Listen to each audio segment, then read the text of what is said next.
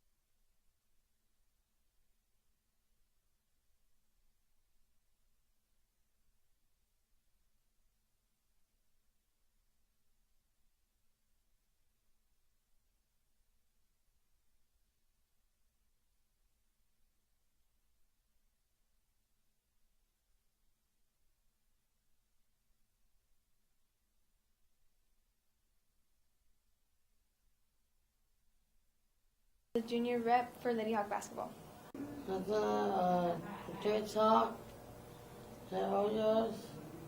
Hi, my name is Joseph Andrew Bonilla. I am the junior life skills. Hi, my name is Madre Ruiz, and I'm the junior class rep for National Honor Society. Hi, my name is Dana Torado. I'm the junior class representative for National Honor Society. Hi, my name is Allison Miller, and I'm the junior class rep for NTHS. Hi, my name is Kylie Williams, and I'm the junior rep for NTHS. Hi, my name is Madison Delgado. I'm the junior class rep for powerlifting. Hi, my name is Jaime Reyes. I'm the junior class rep for powerlifting. Hi, my name is Andres Rivas. I'm the junior class representative for boys soccer. Hi, I'm Emily Acevedo, and I'm your junior rep for girls soccer. Hi, I'm Gracie Zuniga. I'm the junior class representative for softball. Hi, my name is Kennedy Reiniger. I'm junior class rep for the Southern Stars. Hi, I'm Natalia Cavazos, and I'm a junior rep for student council. Hi, I'm Marley Garza, and I'm a junior rep for student council. Hi, I'm Eliana Groff, and I'm a junior rep for student council.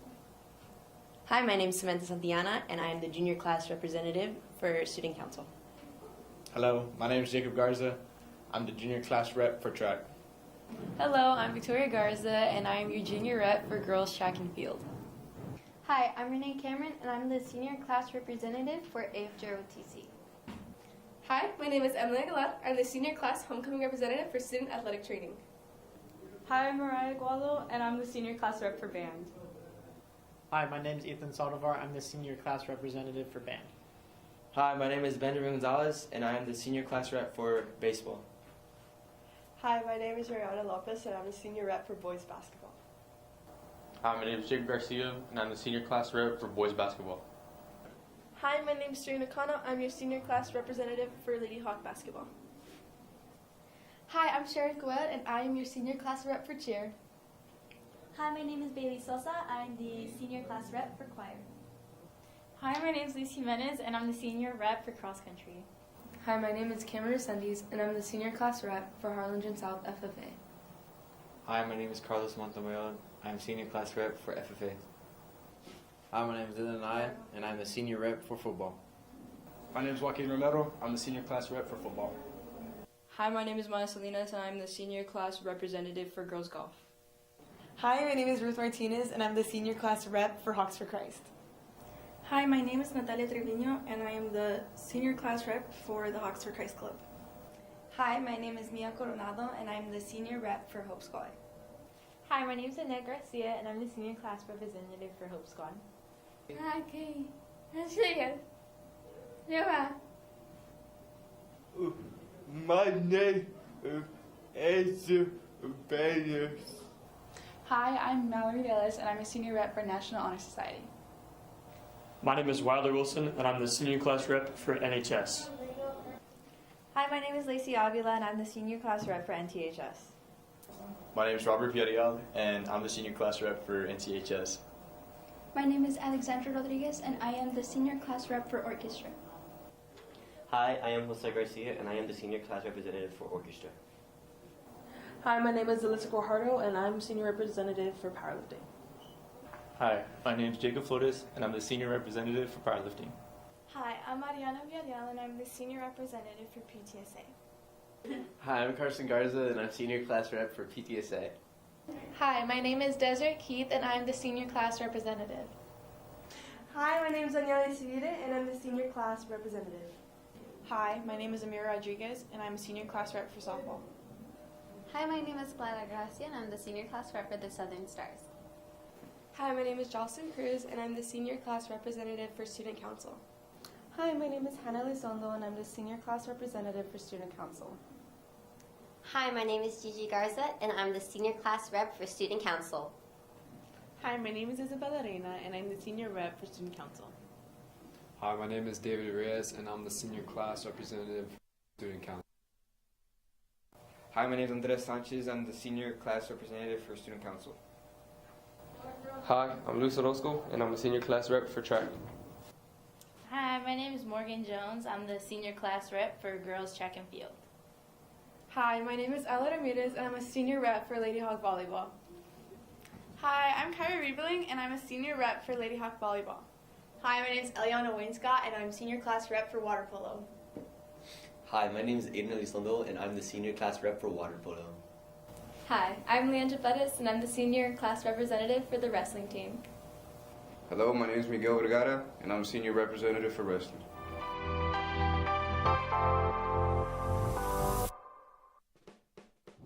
Hi, Grandma.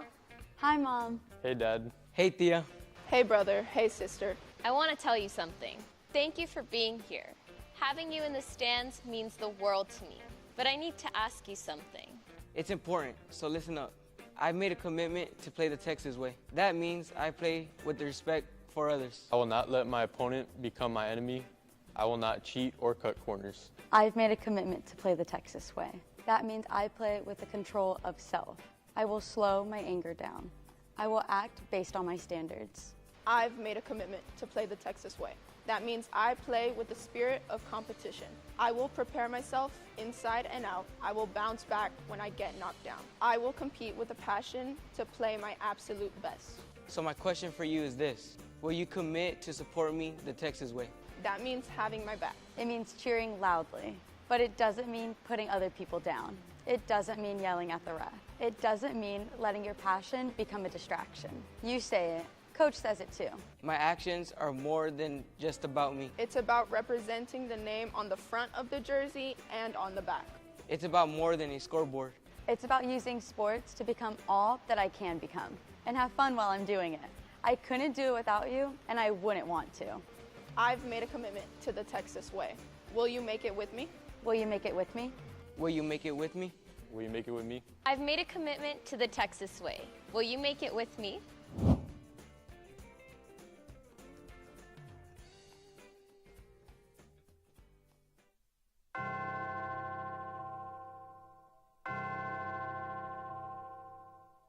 Isaac Trevino, D-line.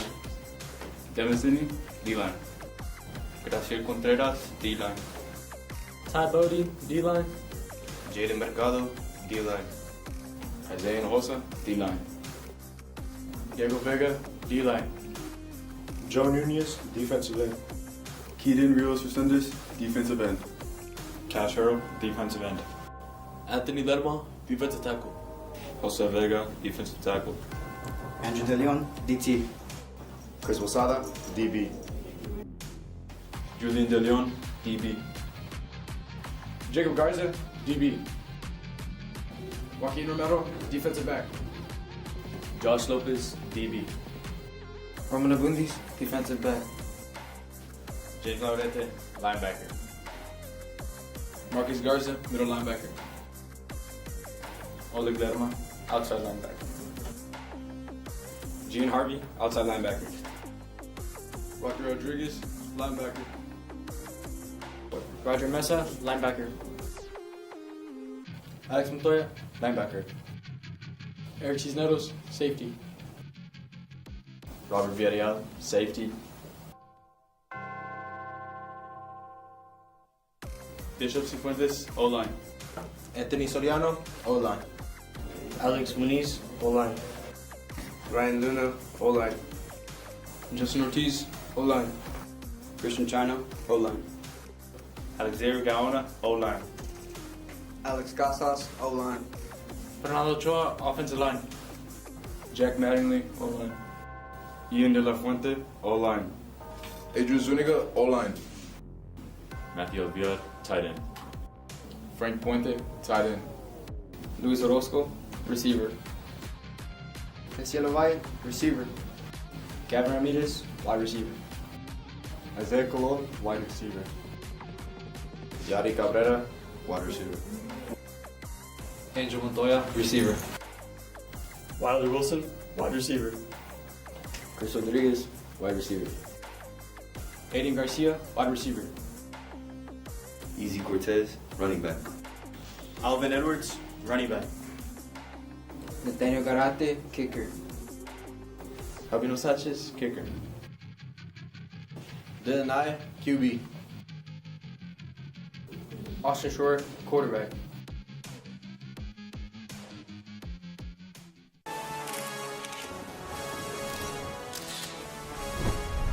Your Nick pass, make it slide. This that go. I spent 20 years in the crib, head up. Ain't do bad, but the blue from is real. Call my phone, you find us here. Feel like JJ, shit in the block like Beyblade. If I hit the block, that's a payday. Hurricane AP, baby. Made up my plan to get rich, I pull up, I jump out the lamb, me a thugger. Can't let the cripple, don't cut her. Feel like ring rings, it's guns and butter. Whoa, this that go.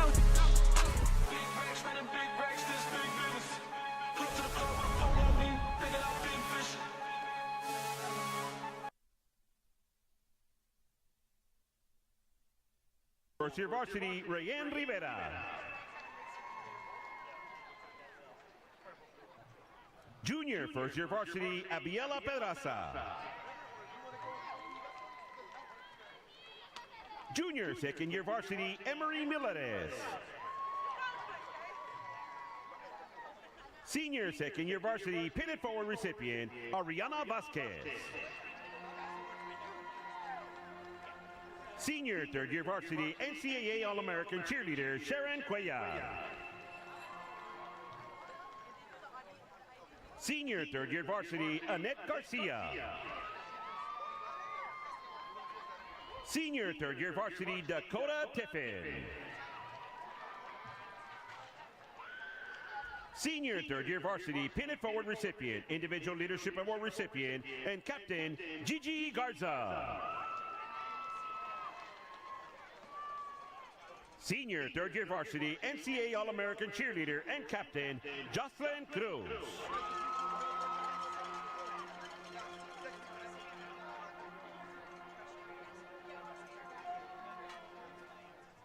The Harlingen High School South Cheerleader of the Week is Captain Gigi Garza and Jocelyn Cruz.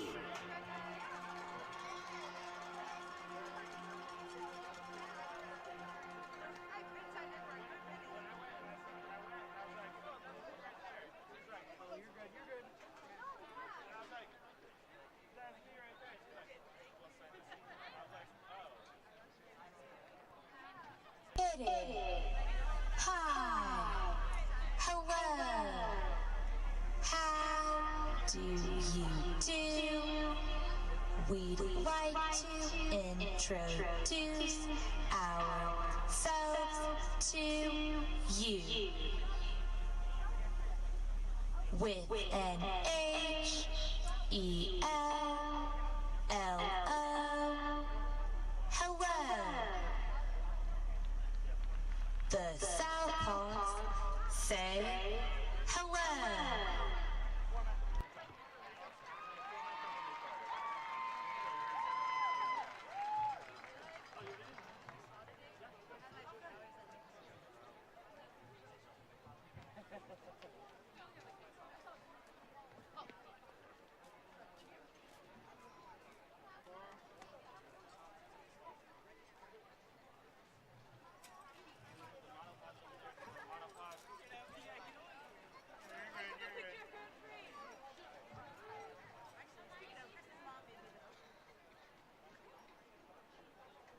Hit it! Everybody yell 2 bits, 2 bits, 4 bits, 4 bits. Hey, 6 bits, $1.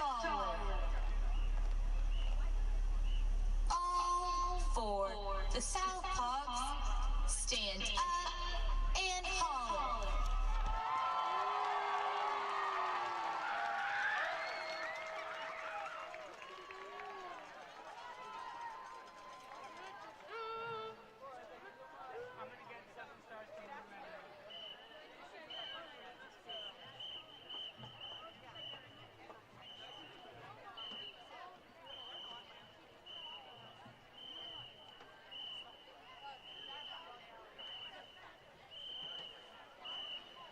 Ladies and gentlemen, to show the spirit of sportsmanship and camaraderie, it is tradition for the hosting school to welcome the visitor school.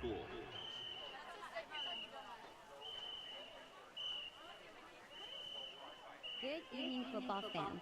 On behalf of the Harlingen High School South administration, staff, students, fans, and student council, we would like to welcome the Donna Redskins to J. Lewis Bogus Stadium. Your officers for the 2024-2025 school year are President Gigi Garza, Vice President Jocelyn Cruz, Secretary Samantha Santiana, Treasurer Ariana Renteria, Historian Adana Canales, and Parliamentarian Marley Garza. We would like to offer the Redskins this basket as a symbol of friendship between the two schools. May tonight's game be played with good sportsmanship and to every player's best ability. We pray that every player is left without injury. A special thanks goes out to every person who made this game possible. The best of luck to both teams, the Harlingen Southhawks and the Donna Redskins. Have a safe trip home, and may the best team win. Go Hawks!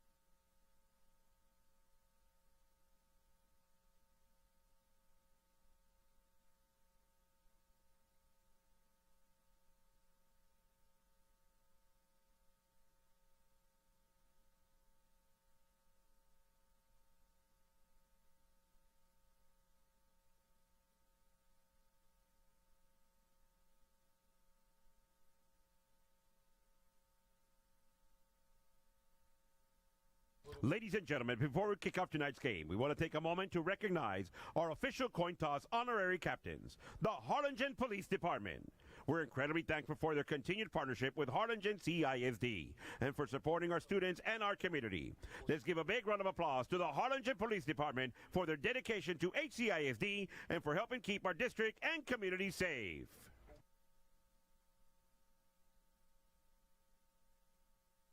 Ladies and gentlemen, our officials for today are Side Judge Luis Betancourt, Field Judge Mr. O.J. Navarro, Back Judge Mr. Noe Canchola, Line Judge Mr. Jonathan Villarreal, Heel Line Judge Mr. Marco Oviedo, Umpire Mr. Reggie Lopez, and Referee Mr. Daniel Pulido.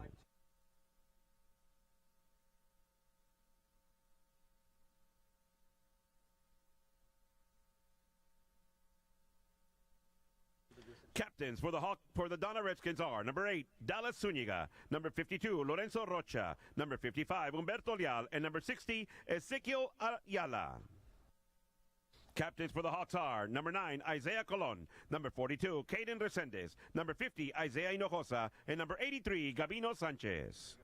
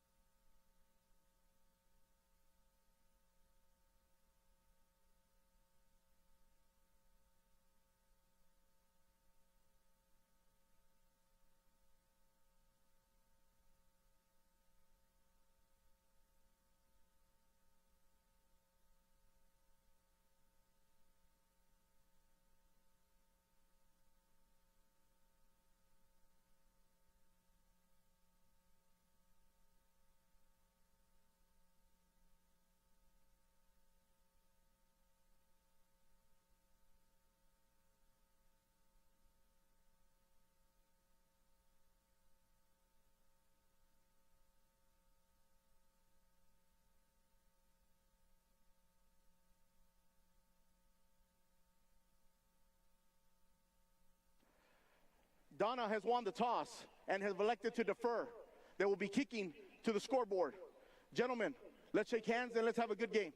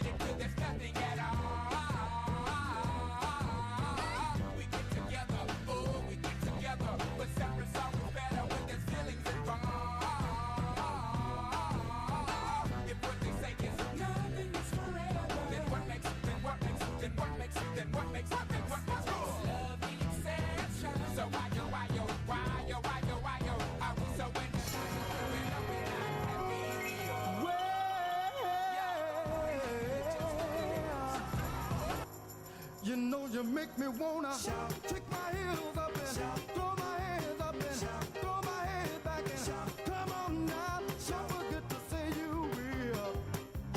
Don't forget to say yeah, yeah, yeah, yeah.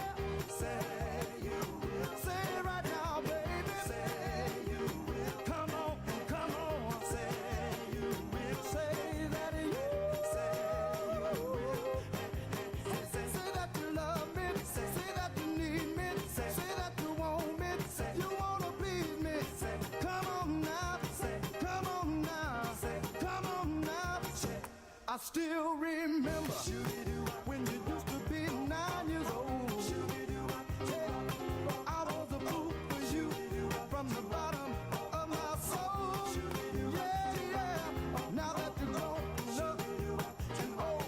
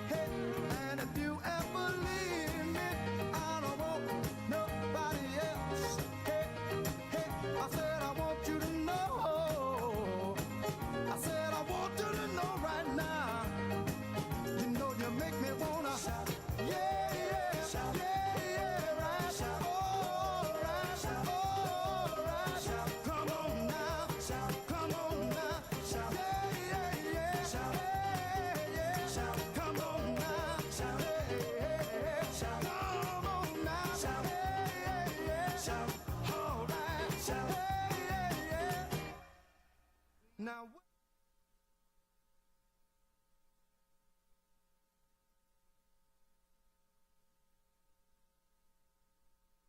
Ladies and gentlemen, the school alma mater show a sense of pride. The songs are carried from present, past, and future alumni. Now we ask you to please rise for the playing of this time-honored school songs.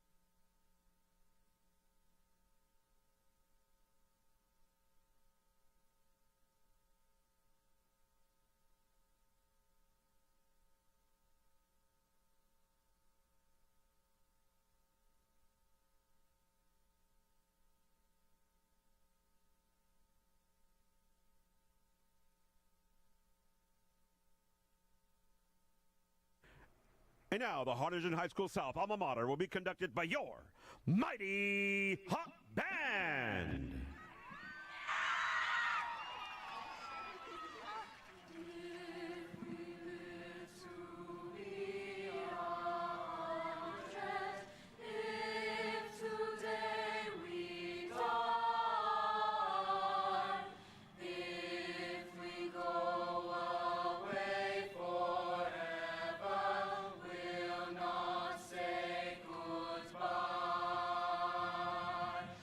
Time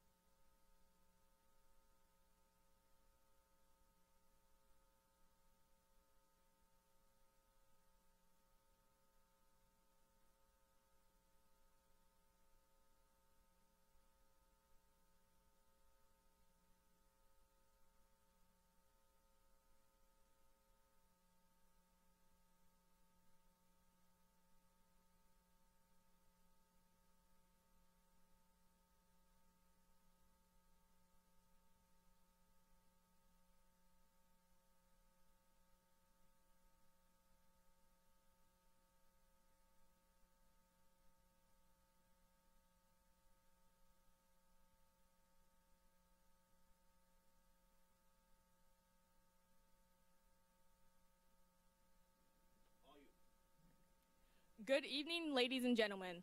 I am Cadet First Lieutenant Melanie Wren. Tonight, at the south end of the field, the flag-raising color guard from Harlingen High School South, Air Force Junior ROTC, is led by Cadet Airman Basic Torres. At the center of the field, the color guard is led by Cadet Senior Airman Luke Simons.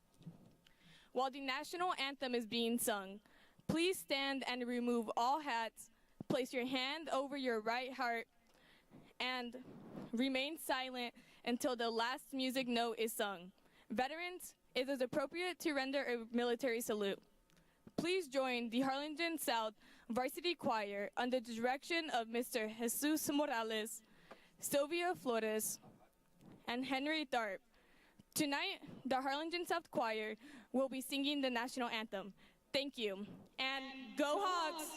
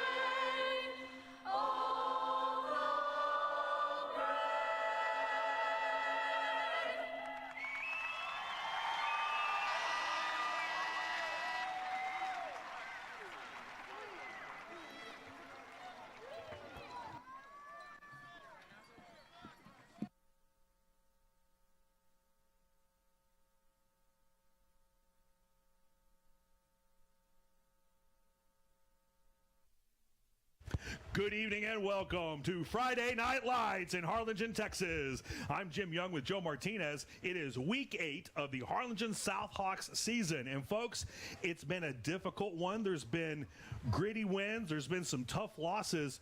But Joe, one thing is more important than everything else, and that's that the playoffs really effectively start today, don't they? They absolutely do. I mean, for at least for the Harlingen South Hawks, it's a must-win situation. They need to win out. Need a little help, like we talked about it, Jim. And key to the games this week, I believe that the defense has got to come back strong.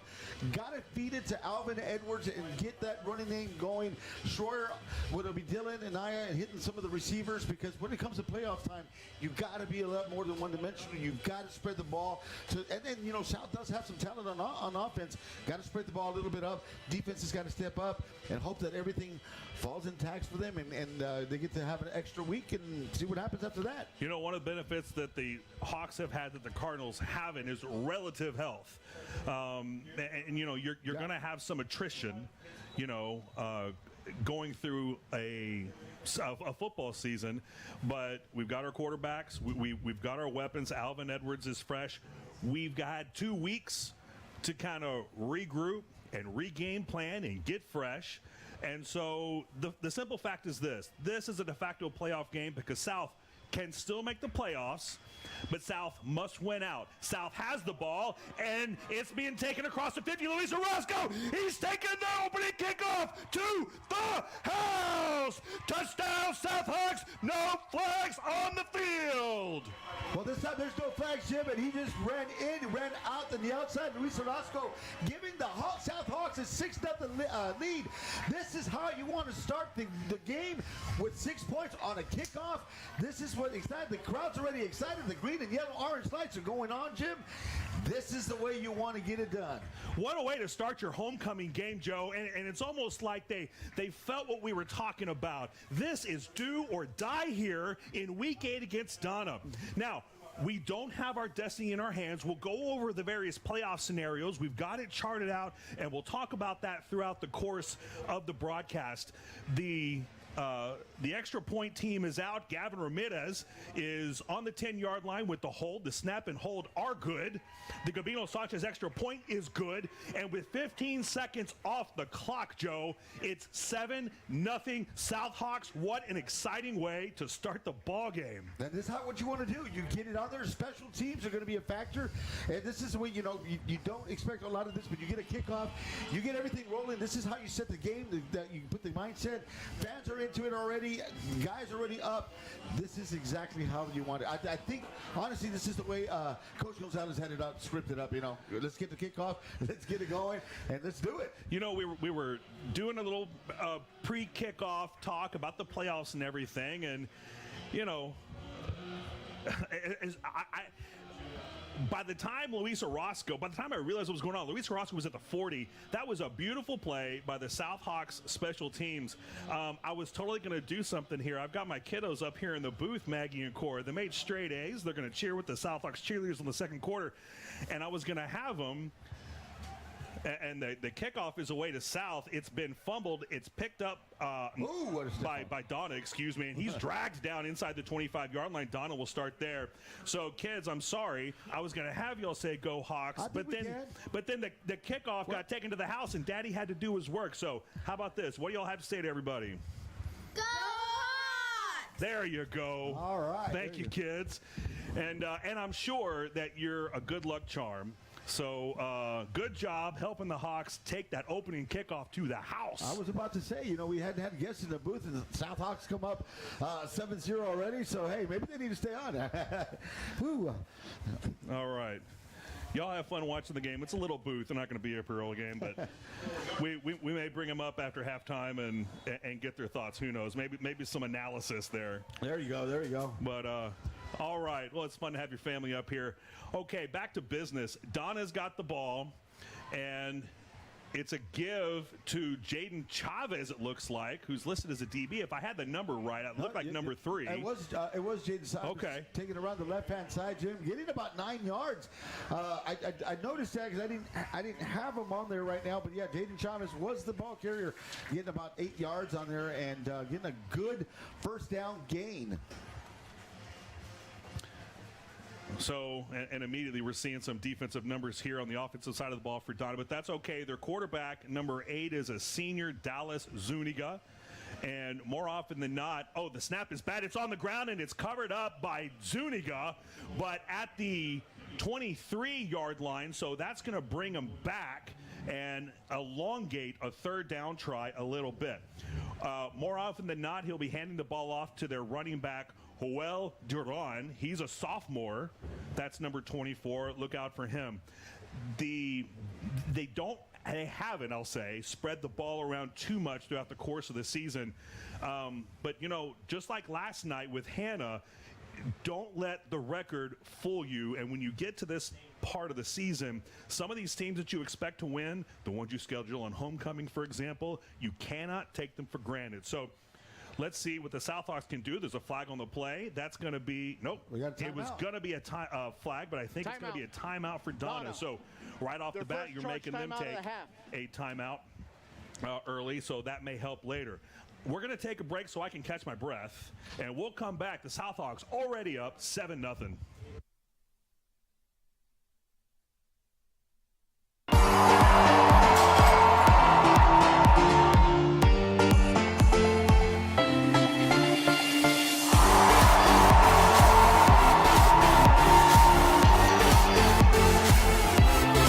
Meet your South Texas Urgent Care Center partners, where they treat you like family. Stop by to receive the urgent care you need without the expense of an ER visit. Now located right next door.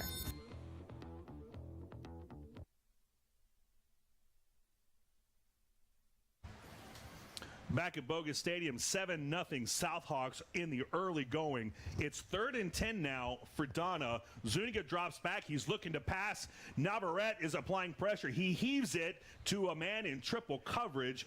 That is one of their leading receivers, Luis Reglado. I want to make sure Reglado. I want to make sure I pronounce that right. And it was overthrown in addition to him being triple covered. And so that's going to bring up 4th down. Want to shout out our good buddy and HCISD colleague and Hawks alum, Javier Araiza. He's out here working the game with us. We appreciate everything he does for HCISD and for the South Hawks. So we appreciate that, Javier. 4th and 10 now. Oleg Lamra providing pressure. A couple other South Hawks. The kick is away. It's a medium-sized kick. It bounces on the other side of the 50.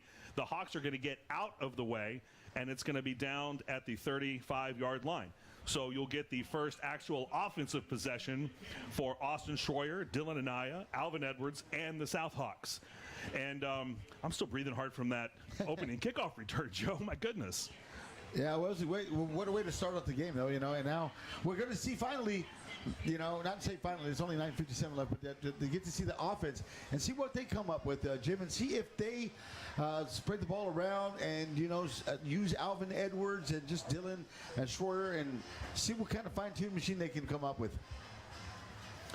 First down, Schroyer gives to Edwards. Edwards going to bounce it outside. He's going to get past the 40, looking for the marker, and he is just going to get past it. I think we'll wait for the mark. It is a first down.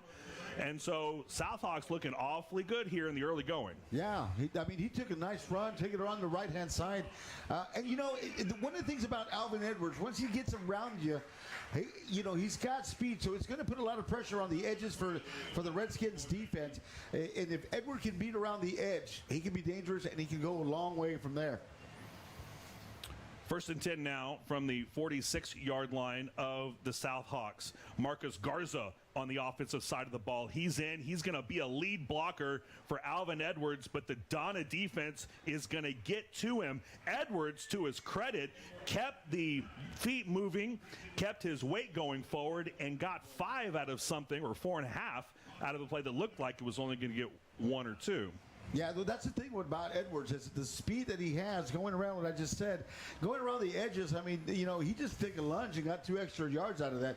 That looked like it was going to be a 1-2 yard gain, made about a 4-yard gain out of it. So good job on Edwards and good job on the offensive line, getting some of those blocks. Yeah, absolutely. 2nd and 6 now from midfield. The give is to Anaya, and he is going to be dragged down about 2 yards short of a first down, a 4-yard gain to bring up 3rd and short. Yeah, Dylan Anaya, he's going to be a big part of this offense. Last year he went down as a quarterback, and I know most of you knows the story, but, he's been utilized a lot, Jim. He's been running back, he's been receiver, he's been quarterback, so he's done it all, and he can play it all. So they're going to, need to use him in a lot of different forms. 3rd and 2 now. Just on the other side of the 50, the give to Edwards, and he is going to bang through. It's going to depend on the spot. It is very close. Whoa. The near side line judge was much closer to the 45. He needed to get to just shy of the 44. Oh, they just moved it back. Oh, no, now he moved it forward. I think it's going to be inches, Jim. The way that spot is, if you look at the way the marker is, yep. It's going to be about 4th and they're counting it as 4th and inches. So South's going to go for it. They're going to do it. It's less than a yard. The nose of the ball and the line to gain are both between the 44 and 45. So here we go. Schroyer to Edwards. He's hitting the backfield. He's pushing, and too many Redskins are going to come up that once the contact was made in the backfield, slowed him up just enough to get some help. So that's going to be a turnover on downs. And, boy, that drive looked pretty promising to start. But we're committed to the run, and that looked like a classic commitment to the run type drive. So we won't be too disappointed in that. Now, what we need to do later on, and you mentioned this in pregame, Joe, is to spread the ball around. Let's get a little vertical. We couldn't do that last night at the Cards game. But if the Hawks can do that, then that's going to open up Alvin Edwards. And if you open up Alvin Edwards, boy, it's going to be a long night for the Redskins. Yeah, it could be, yeah. And that's exactly what we're talking about, and let's hope that happens there. Zuniga is going to keep it. He's going to get around to the left side, but Marcus Garza is going to drag him down for a 4-yard loss. Good play. He had nowhere to go, going back around the edge on the left-hand side, and Garza was able to match the speed, got between the tackle that was pulling, and was able to get about a 3-yard loss. And that's exactly what the defense needs to do, is step up, get them out 3 and out, and get that offense back out there. 2nd and 13 now. They're going to call it a 3-yard loss. Once again, they're failing to listen to me where I think it should be marked. I'm not sure why. And the ball carrier is hammered in the backfield. And there you go. Who was it again? That was Garza. Marcus Garza, absolutely. He's just shooting right through the gaps, Jim. He's getting right through the gaps, and he's able to get another yard, down with a negative loss on it. That's going to bring about 3rd and 16. So good job, good start from Garza right now, number 6 for the Harlingen South Hawks, who's playing really great. Yeah, he's a wrecking ball out there. So just like that, 3rd and 15 now, the South Hawks defense doing their job. Zuniga in the shotgun. Duran next to him. It's a pass, and it looked like a forward pass. They're calling it an incomplete pass. It was out to the side. It could have been a little extracurricular, a little frustration, but a good non-reaction there from James Navarrete, the running back for Donna. Was looking to get involved in some extracurriculars there. South didn't handle that too well a few weeks ago against PSJA North. Already looking like they're a little more focused. Sometimes you got to go through a game like that to really understand what it means to have calm and focus during a football game. So it looks like they're doing that. That's good. 4th and 15 now. Lerma's in the backfield, almost gets around. The punt is straight up and not very long. It bounces inside the 45 and takes a Harlingen South bounce up to the 48-yard line. We're going to get very good field position out of that for the South Hawks' second drive of the game. 6:09 to go, 7-0 South Hawks. Yeah, that's what get that offense. Jim, the offense was actually doing really well, moving the ball. They went for it 4th down. I agree with the call. They just, able to pile up on Alvin Edwards. I still say let's just keep feeding them, and taking a couple of shots downfield that we talked about, and then opening up those lanes for him. I think he'll be very successful tonight. Orozco by himself lined out wide right. Ovalle and Cabrera left. The give is to Edwards right up the middle. It's a gain of about 2, maybe looks like 3 with forward progress there. So we are establishing the run, and you're hoping that pays dividends by influencing the defensive calls throughout the game, because Schroyer and Anaya can chunk the ball, and we have weapons. Luis Orozco, Giselle Ovalle, Gavin Ramirez, Yadi Cabrera, and more. The 2nd and 7 play is a fake to Edwards, a pass to Anaya. He gets around his man and gets the first down, and more. He's down the sideline, cuts in. He is going to be dragged down at the 5 or 6 yard line. A great play, great blocking, and Dylan Anaya made that play happen. And Joe, comment on this, because I was just talking about committing to the run game to open up the pass, and on that play, Schroyer faked the handoff to Edwards. The short pass to Anaya, he beat one man, and he was off to the races. 1st and goal from the 6. I mean, he had to use his speed around the edge on there, and I even thought he gave it to Edwards. It was supposed to be just a little dump pass getting you 5, 6, 7 yards, but Anaya using his speed around the right-hand side and now lining up for a quarterback to get a large gain on there. Anaya now in at quarterback with Edwards next to him. The give is to Edwards. He's up the middle, and he's getting down to the 1, and he's That's a touchdown! Wow, they gave him the touchdown. I thought he was going to be a little short, but great. Now you got the South Hawks offense that scored their first touchdown. Remember, the first one was a kickoff. So Harlingen South getting on their second drive, driving down 51 yards, Jim, and getting down to score. A little bit of mix of run and pass, exactly what Coach Gonzalez said they were going to do. They were going to commit to both sides, and right now they're doing it and doing a really good job on it on this Redskin defense. Sanchez marks it off. Ramirez kneels, waits for the snap. It's low, but the hold is good. And the kick is good. So nice job by Gavin Ramirez to take a less than ideal snap and get it ready for Sanchez. That makes it 14-0 Southhawks. Joe, let's take a quick break on the change of possession on the HDISD Sports Network.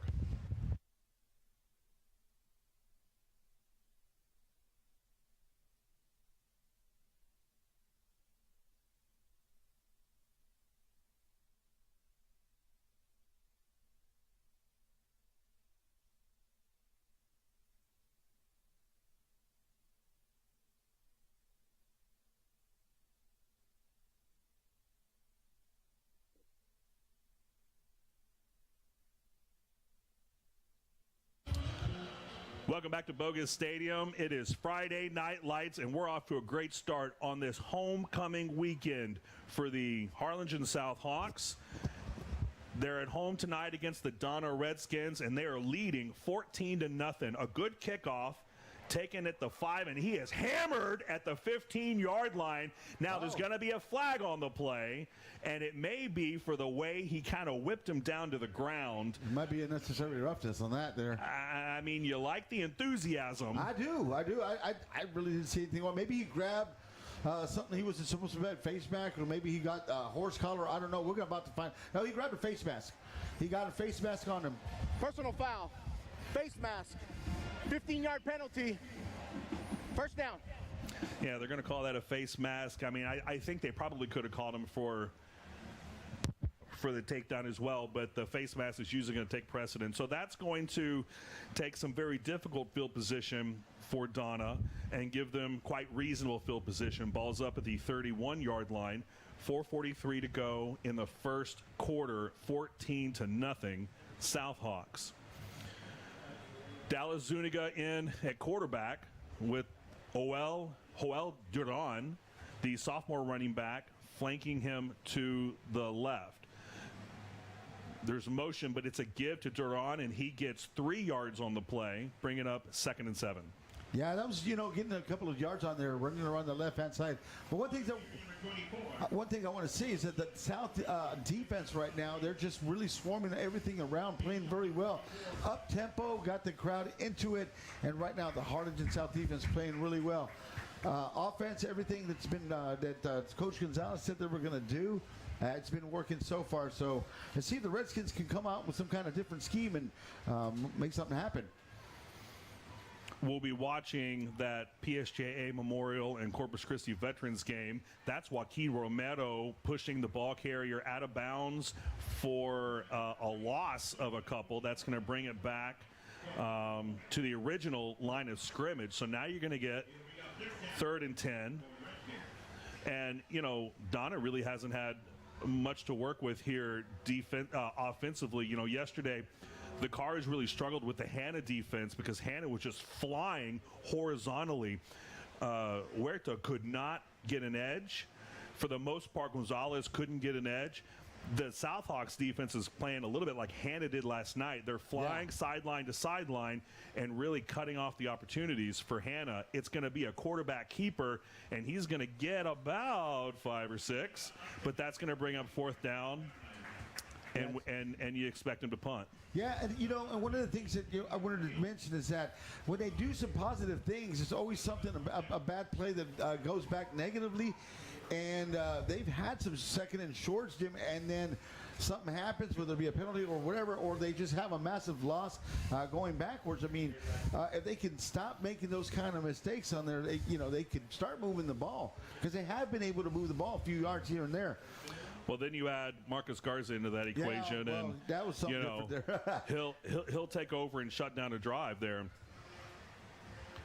Oh, they're going to fake it. It is a fake, and it's a first down. My goodness, I was watching the snap and then watching the punter, and by the time I realized the punter didn't have it, it's a first down for Donna.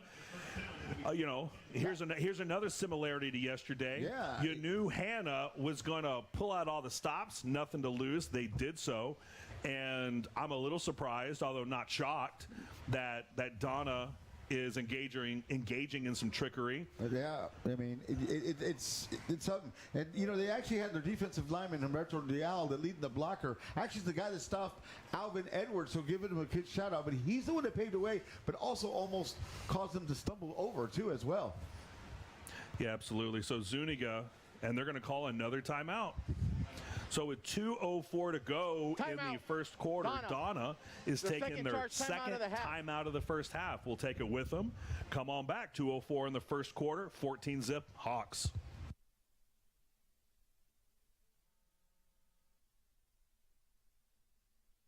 At Fast Signs, we bring your ideas to life.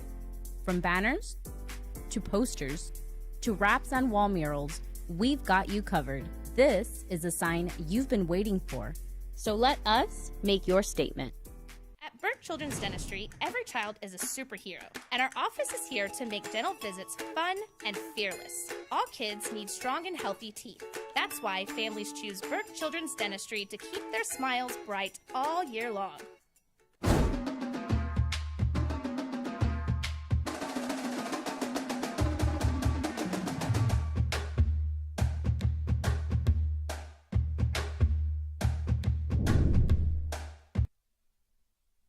To Bogus Stadium, a quick update. Fumble. And it looks like South recovered the ball. It looks like Marcus Garza has wrestled it away from somebody. That's what I get for trying to give a score update. Oh, that just looked bad from the get-go. The quarterback and the running back kind of hit each other, and the ball just came out flying. But the refs are not signaling anything. It looks like it's going to be a. Looks like they're going to give it back to Donna. But wow, there was. We're not watching. Oh, they're going to call it a pass.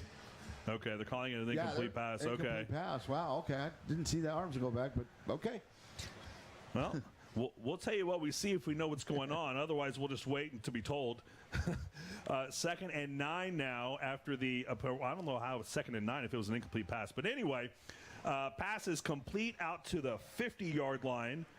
And that's going to be Luis Reglado. You're going to hear his name quite a bit. Luis Reglado and Yair Mata are their leading receivers.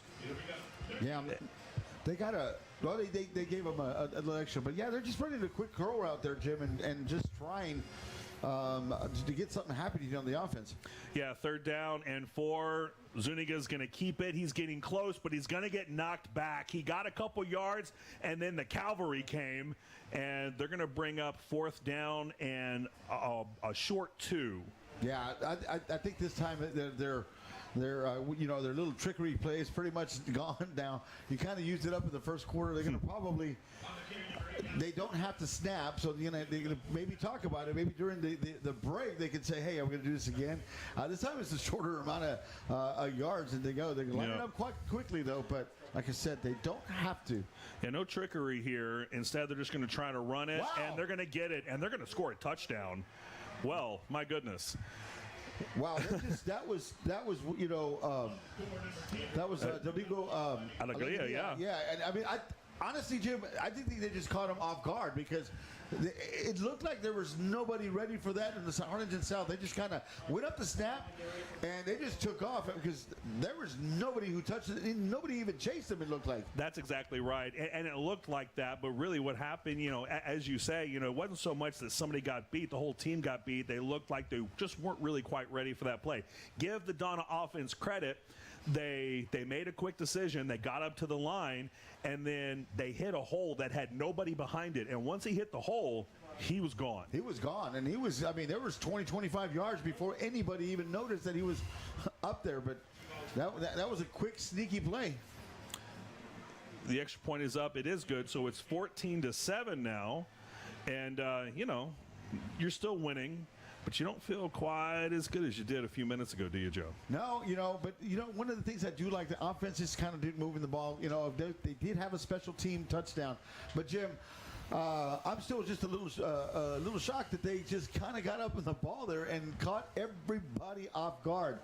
And that was one for the, they literally got him off guard and caught South a little sleeping there with 3.1 seconds left to play in the first quarter. But, Jim, it's still a good ball game. We've got a 2-game ball game on there. So, but, Yeah, absolutely. And you know, once again, you know, we're going to see some similarities with yesterday. And, well, if I may, we've already had more points in this quarter than we did on yesterday's game. The entire game. Yeah, I just wanted to bring that out.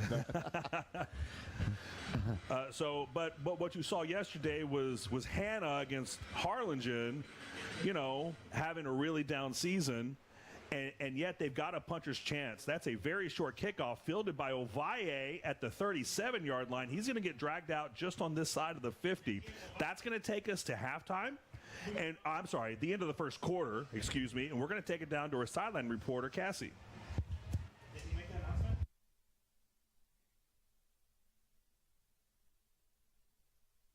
To the scoreboard for tonight's sideline highlight with Cassie. It's Cassie, and tonight we're here with your South Boys basketball team. For the past 21 years, you have made it to the playoffs consecutively. Tell us, what are the biggest contributors to your success? I'd say the biggest contributors to our success are the hard work and the effort we put in every day at practice. Come see us when our season starts here in a while. Go Hawks! That's awesome, boys. We wish you guys the best of luck this season. Let's give it up for the South Boys basketball team. Back to you, Jay.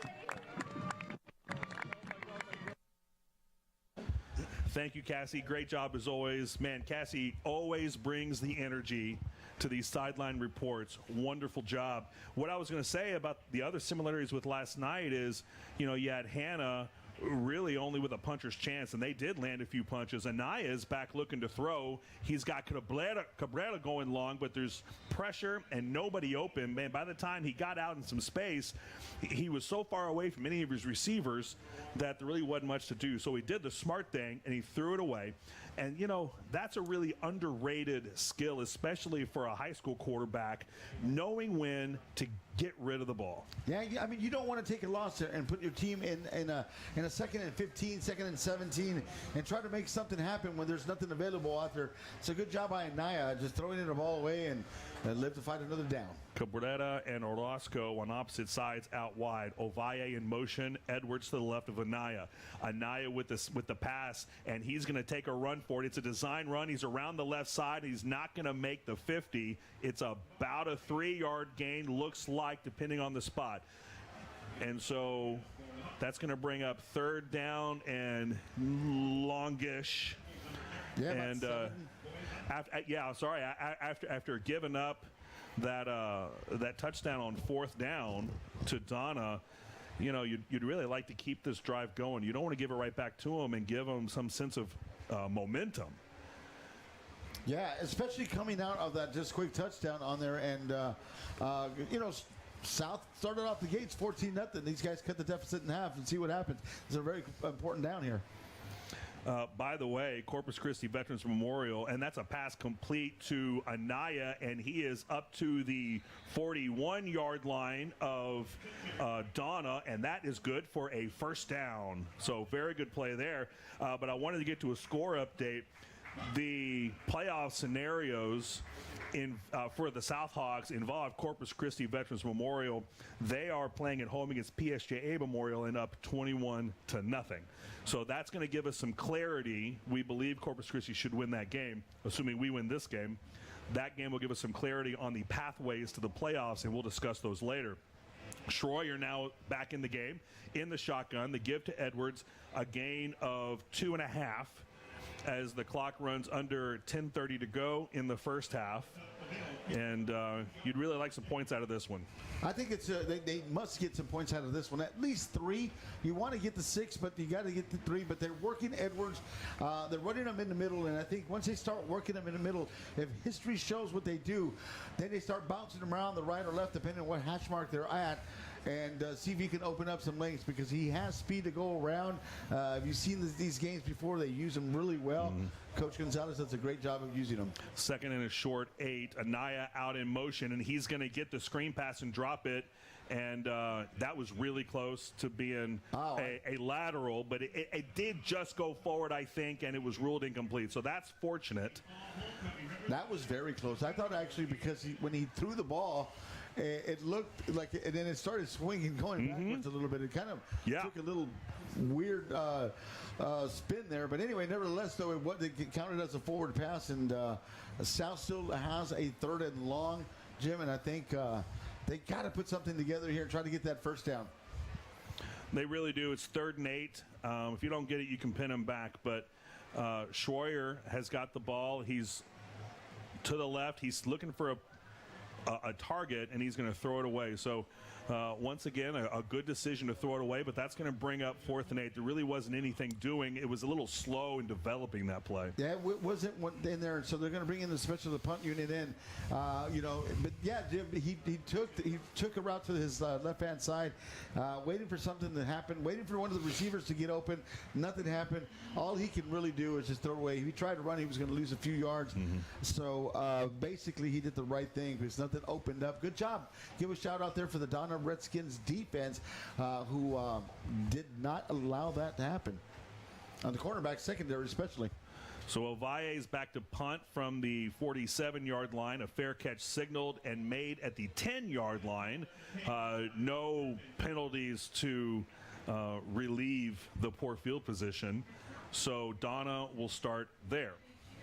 Yeah, and they're going to start, and they're going to go long distance. They're going to try to get 90 yards, but they still got plenty of time, of course. I mean, there's no need. They did burn 2 timeouts in the first quarter, Jim, but I think also this is a kind of a crucial drive for Donna and see if they can get back into the game. They're in the game now. Defense is playing very well after the first 2 touchdowns they've allowed. But if they can get something going and at least trying to get the midfield and try to pin South back, I think they're doing a good job there so far. Let's see if they can come up with some kind of trickery because the round game has not been working. Another update, Corpus Christi Veterans Memorial up 35-0 at home against PSJA Memorial. The give is to, I believe, Duran right up the middle, a gain of about 1. And, when we'll talk about the playoff scenarios probably when we come back after halftime. But it looks a little straighter to the playoffs with Corpus Christi Memorial winning tonight. If they win tonight, and then I believe no matter what happens next week, Veterans Memorial will play Weslaco East, but this could set up. No, okay. So if Corpus Christi wins tonight, which looks like they will, and they win next week against Weslaco East, then our game against Weslaco East, and that is picked off as Cortez with the interception at the 30-yard line. He gets away from the receiver and knocked out of bounds at about the 17-yard line. As soon as I start trying to talk about something else, something great happens on the field. I'm okay with that. Ezzy Cortez, with great coverage, saw the pass coming in, had position. There was nothing that the Donna receiver could do, and it is South Hawk ball inside the Donna 20-yard line. And that was a good play. This is what they jumped and needed. We talked about defensive turnovers earlier in the game, and this is exactly what they got. Got an INT, and, man, they gave the South Hawk offense excellent inside the red zone, Jim. And this is a chance to put some points on the board and extend their lead, something that they needed to do in the last drive. And they can make it up on this drive right here. Absolutely. 8:51 to go in the first half. Schroyer's got the snap. He gives it to Edwards. He's finding a hole. He's inside the 15-yard line. A good gain on first down. He got about 3 yards running around the left. He went in and went outside, but that's exactly what they're trying to do. They're trying to hold one of the guys back. Timeout. I don't know if he's hurt or just... Yeah. He's shaken up a little bit. I think was that an official's timeout? Yeah, I think it's an official's timeout. Okay. Because he looks like he's going a little wobbly there. And that's number 34 for the Donna Redskins that's leaving the game. Hopefully everything will be all right. That is Joel Vasquez. You want to make sure everything's good, but the offense is coming back out, Jim, and they're going to get ready to resume play. Let's get a score here. What do you say? 2nd and 7 now from the 15-yard line, 8:36 and counting in the first half. It's 14-7 Southhawks. Schroyer gives to Edwards. No, Schroyer keeps it. He's around the 15 to the 10, reaching for the pylon. And, well, there's no pylon. It's just a marker. But he's 2 yards short of the line to gain. That'll bring up a very reasonable 3rd and 2nd. He fooled me on the give to Edwards. He got around the left side, and, you know, the Hawks, the Cards did not find edges. The Hawks are sealing some edges and finding some room out near the sideline. So that could open up things for the pass over the middle. We'll see how that goes. 3rd and 2 now from the 10-yard line. Schroyer fakes the give to Edwards, passes out to Anaya. Anaya's got the first down. He's at the 5-yard line. 1st and goal. That's going to be a 1st and goal, and good job. They faked to the left, went to the right on a little dump pass from Schroyer to Dylan Anaya, giving the Harlingen Southhawks a 1st and goal. Getting a chance here, ladies and gentlemen, to put some more points on the board. Southhawks are knocking in the door, trying to extend their lead. Right now leading 14-7 with the Donna Redskins, and see if they can make this happen right here. It was a Luis Orozco opening kickoff return for a touchdown. Then it was Alvin Edwards from short distance. Now it's Alvin Edwards inside the 5. Did he get in? Touchdown! Touchdown! Southhawks, the 2nd of the night for Alvin Edwards. Yeah, that was a great run by Alvin Edwards, running in, running out, and the legs kept moving and starting churning, and they didn't stop. Maybe to get the touchdown, getting south. Here we watch the replay, ladies and gentlemen. You see the offensive line pushing. He's going right, and he just keeps turning those legs. And inside the touchdown, gets those 6 points for him. Good job, Alvin Edwards, for the Harlingen Southhawks, extending their lead 20-7, pending the extra point. Yeah, and you got to give Alvin Edwards so much credit, because it's really exciting when he gets that in space, when he hits those home run plays. But what we've seen from him today, and the Gabino Sanchez extra point is good, 21-7 Southhawks. What he's doing today is fighting for every yard, for every inch. At least 4 or 5 times we've seen him get 2, 3, 4, 5 extra yards by pumping those feet and keeping his momentum going forward. And that time, and actually, that's how he scored his first touchdown. Yeah. And it's how he scored his second. So it's been all about effort and determination for Alvin Edwards and the Southhawks.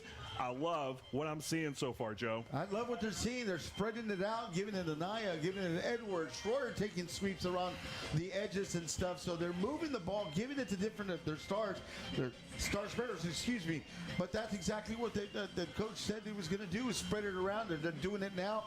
Defense playing extra good. You know, they're playing with intensity. They allowed that one touchdown, but I'll let that one slide, because it looks like they just caught everybody off guard. But got a turnover. Including us. Got a turnover. Got about INT, and able to get the Harlingen Southhawks inside the red zone. So good job on the defense. Yeah, absolutely.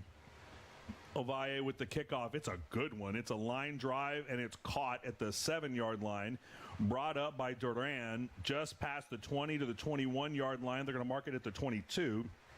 And Donna's going to start there with 7:14 to go, down 14 with only 1 timeout. They burned 2 timeouts in the first quarter, and that can really hamper your ability to do anything at the end of the half. So a big advantage there for the Southhawks as well. Especially when you have, if you score and stop Harlingen South, and you maybe get the ball under a minute and a half, and you don't have those timeouts to burn, it can come and cost you. But if Southhawks keeps extending that lead, those timeouts, Jim, may not even matter. Absolutely. So the playoff picture will get a lot more clear once Corpus Christi Veterans Memorial finishes wiping the floor with PSJ Memorial. The give to Duran, and he is wrapped up and dragged down by Oleg Lerma. He's going to get forward progress insofar as Lerma stopped his progress at about the 17-yard line, which will be about a 5-yard loss. He dragged him down about 10 yards past that. And let's watch what he does right here. He just kind of blitzes it in and just drags him down. Yeah. And still keeps dragging him down. Lerma just in there with number 11, getting in there, and making a 5-yard loss. For this Harlingen Southhawk defense, who's playing really well with a high intensity right now. Donna needs to do something to move that ball forward, because they keep going backwards right now. You're not lying. 2nd and 15 now. the give to Duran, and he's going to get to the 21 and not much more. The Southhawks defense, as much as special teams and offense are playing well, man, this Southhawks defense is flying to the ball. They look rested. They look determined. And, it's a good thing because South cannot lose another regular season game. No, they cannot. And still make the playoffs.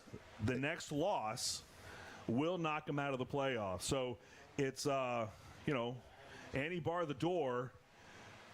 It's win or bust for the Southhawks. And then with the Corpus Christi game, that's going to give us some clarity, too. It looks like they're going to win that one handily. 3rd and 15 now. Zuniga's looking, and it's intercepted again. Joaquin Romero with the second Southhawk interception of the quarter and the second consecutive interception that sets up the Southhawks with very good field position. And here we go. When he rolls out to that, he's just looking at the eyes, and he just drives in front of the ball there. Wow. And gives the Southhawk excellent right outside at about the 23-yard line. Great job. I mean, he was looking down and then read the quarterback's eyes and was able to grab him there and give the Southhawks another chance to put some points on the board with 5:41 left to play in the second quarter. What a play from Joaquin Romero. I know we're playing a team that's a little down this year, but this is the best I've seen the Southhawks play all year. They got creamed by PSJ North. They've had some tough weeks.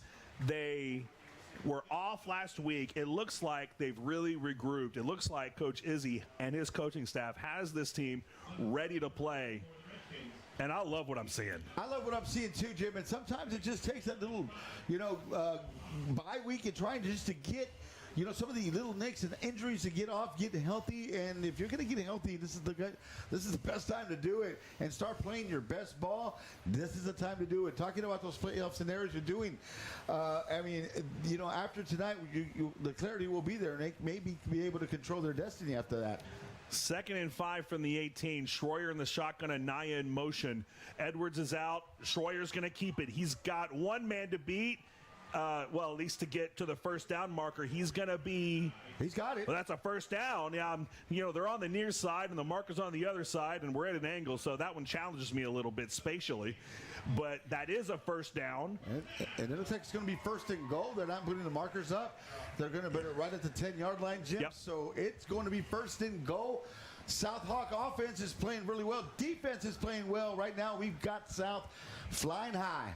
Absolutely right, Joe. They don't have the first down marker inside the 1, so it is 1st and goal from the 10. Schroyer in the shotgun. Say that 5 times fast. Boom. It's a pass to Anaya, and man, he had him wide open. He hit him. It was dropped. Anaya wants that one back, no doubt. You don't see that a lot by Anaya missing the ball a little bit. It's a little bit around. If you look at the replay, he's moving. He's crossing the cross pattern, and Schroyer just hits him right there, and boom. You know what they say, the rule is, if you hit your hands, it's catchable. Well, and it looked like Anaya hesitated or stutter stepped. He did. And that threw off the timing because the throw then, I think, would have been where he would have been. Right.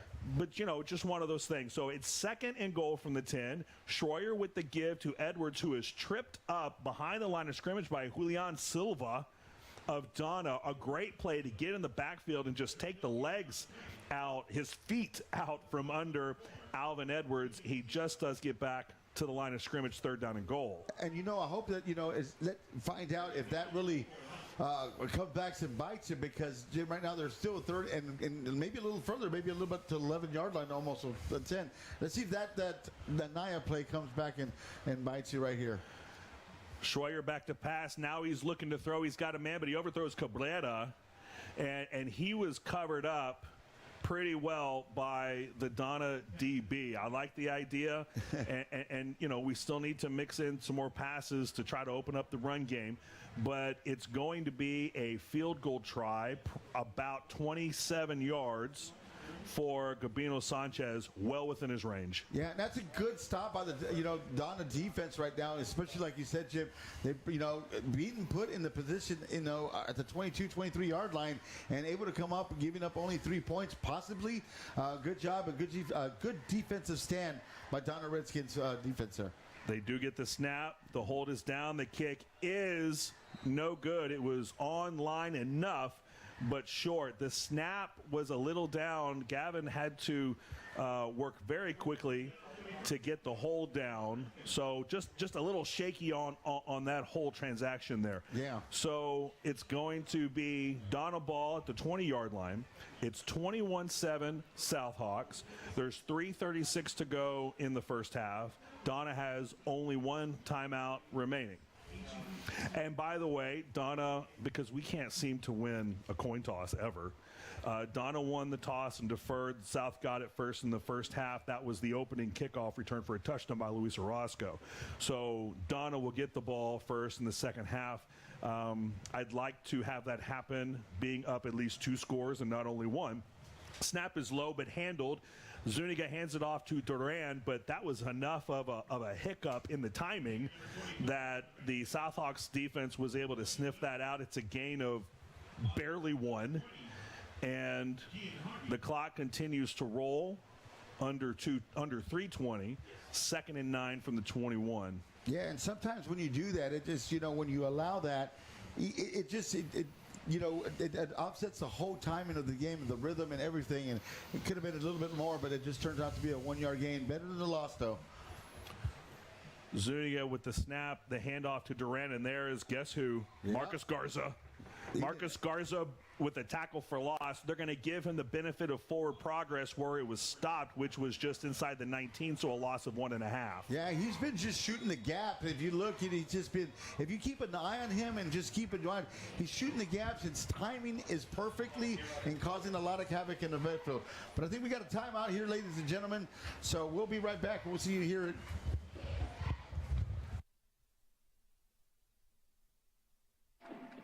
Timeout. Harlingen.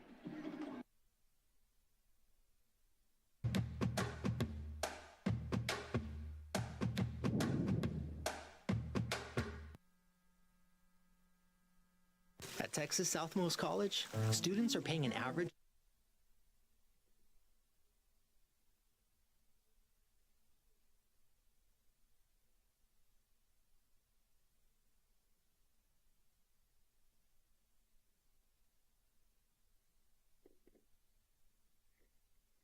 Welcome back to Bogus Stadium. 2:43 to go in the first half. Southhawks leading the Donna Redskins 21-7. I guess it's okay to say the name of their team because this is high school, not the NFL. I guess that's the difference, but that's okay. There's one timeout for Donna remaining. They've got 3rd and 11 coming up from their own 19-yard line. The Southhawk defense has been doing the job, and it's been all 3 phases. It's been special teams. Luis Orozco taking the opening kickoff for a touchdown. It's been Alvin Edwards, who just doesn't stop pumping his feet. He's got 2 touchdowns. Zuniga with the give right back to Duran. That's going to be what they do more often than not. He gets up to the 19-yard line. That's not going to get him close to a first down. And, I'm going to go out on a limb and say they're going to punt, but, maybe they fake it. And look at the replay, ladies and gentlemen. He wins right, taking the left. Harlingen. I got a little bit Their second charge timeout of the half. Sweep on the left-hand side, and good job by the Harlingen defense to come in and stuff that play. It looked like it could be opening up. We got a timeout here. Yep. Harlingen South called the timeout to preserve some of the time because you knew Donna was going to let the 40 seconds run all the way through. Well, and you're not going to believe this, but that was Marcus Garza in the backfield making the tackle for loss for the Southhawks. Can you believe it? I know. Yeah, it's tough to believe. Yeah, he's just been everywhere. Like I was saying earlier, the guy's shooting the gaps at perfect timing. If you key on him, ladies and gentlemen, if you're watching him at home, look at number 6. And the way he shoots the gaps on in and the outside lanes, he's timing them perfectly. That takes a lot of talent because not a lot of people can get that right. And he's just timing everything, guy, and getting across the line, Jim, and causing that havoc that you were talking about earlier. And Donna's going to have to punt because of all this, Garza chaos. The Donna punter back inside his 5. The play is blown dead, so they're going to lose 5 yards on that. Looks like a false start on the Donna special teams unit. And that was actually a smart call by Coach Gonzalez to cut the timeout and right now preserve the time, knowingly that they were going to get the ball in decent field position. Now they're getting pinned 5 yards back, so they should get the ball in very good field. I'd say somewhere around the 45 to 40 on the yard offense. line. Number 48. 5-yard penalty. Ladies and gentlemen, remains 4th down. Well, and a few of their punts have been really quite short. You can expect the Southhawks to get pretty reasonable field position with 2:33 to go. They've got one timeout remaining.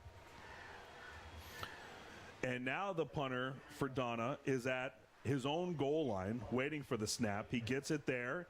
He just does get it away. It's not that long of a kick. It comes down about the 32. It almost... Well, that's a good bounce. They got a good bounce on that one because they hit around the 32-yard line and got a 20-yard bounce on there. So, yep. Yeah, that's what you call the wind gods just really favoring that punt because it was only about a 25-yard punt. Yeah, no kidding. Flower Bluff beating Donna North 35-0. So Flower Bluff and Corpus Christi Veterans Memorial, those are your top 2 teams in the district. Then you've got Weslaco East. And you've got, PSJ North, is the top dog in the district. And then you've got, along with Flower Bluff at 5-0, Corpus Christi, Veterans Memorial, and Weslaco East are 4-1. But we're still in it. We're 2-3, but we're still in this thing. Schroyer's got the ball. He's passing. He's got Yanni Cabrera wide open at the 30. He's at the 10. He's at the 5.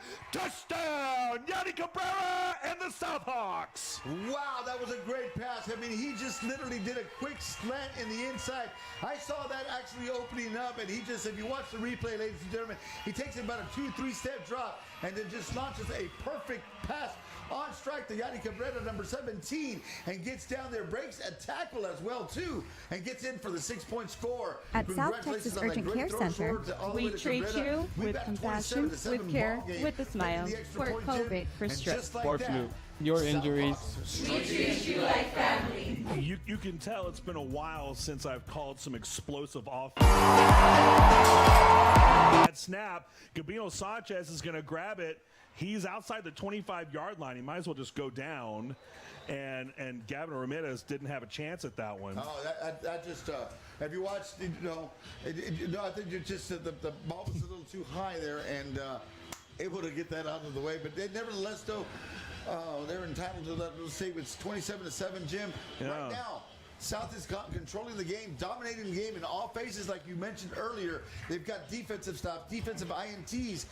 Offense is moving. Special teams is playing really well. When you're clicking and all cylinders that way, you can become a very tough team to beat. Yeah, absolutely. Now, I'd like to see a little more consistency with the snaps on special teams. We've had, a few that were a little wonky that Gavin was able to handle. One that resulted in a missed field goal, and then that one was just right over his head. So, in a closer game, that's going to cost you the playoffs, and against a tougher team. So let's get all those out today if we're going to run away with this. And it's too early to say we're going to do that. We see stranger things happen here. Yeah, boy, I'll tell you what. And now they've got some HCISD youngsters, junior high, elementary school kids dancing with the Southhawks cheerleaders. That's so cool. My kids are down there. I know how much little girls adore their role models at the high school. The kickoff is away. It's a good return. It's up past the 40s, dragged down just inside or at the 45-yard line. That was number 3, I believe. Of Donna. So that was one of their better plays and certainly their best kickoff return so far of the game. So they're going to get not horrendous field goal position. There's 2:01 to go and a timeout.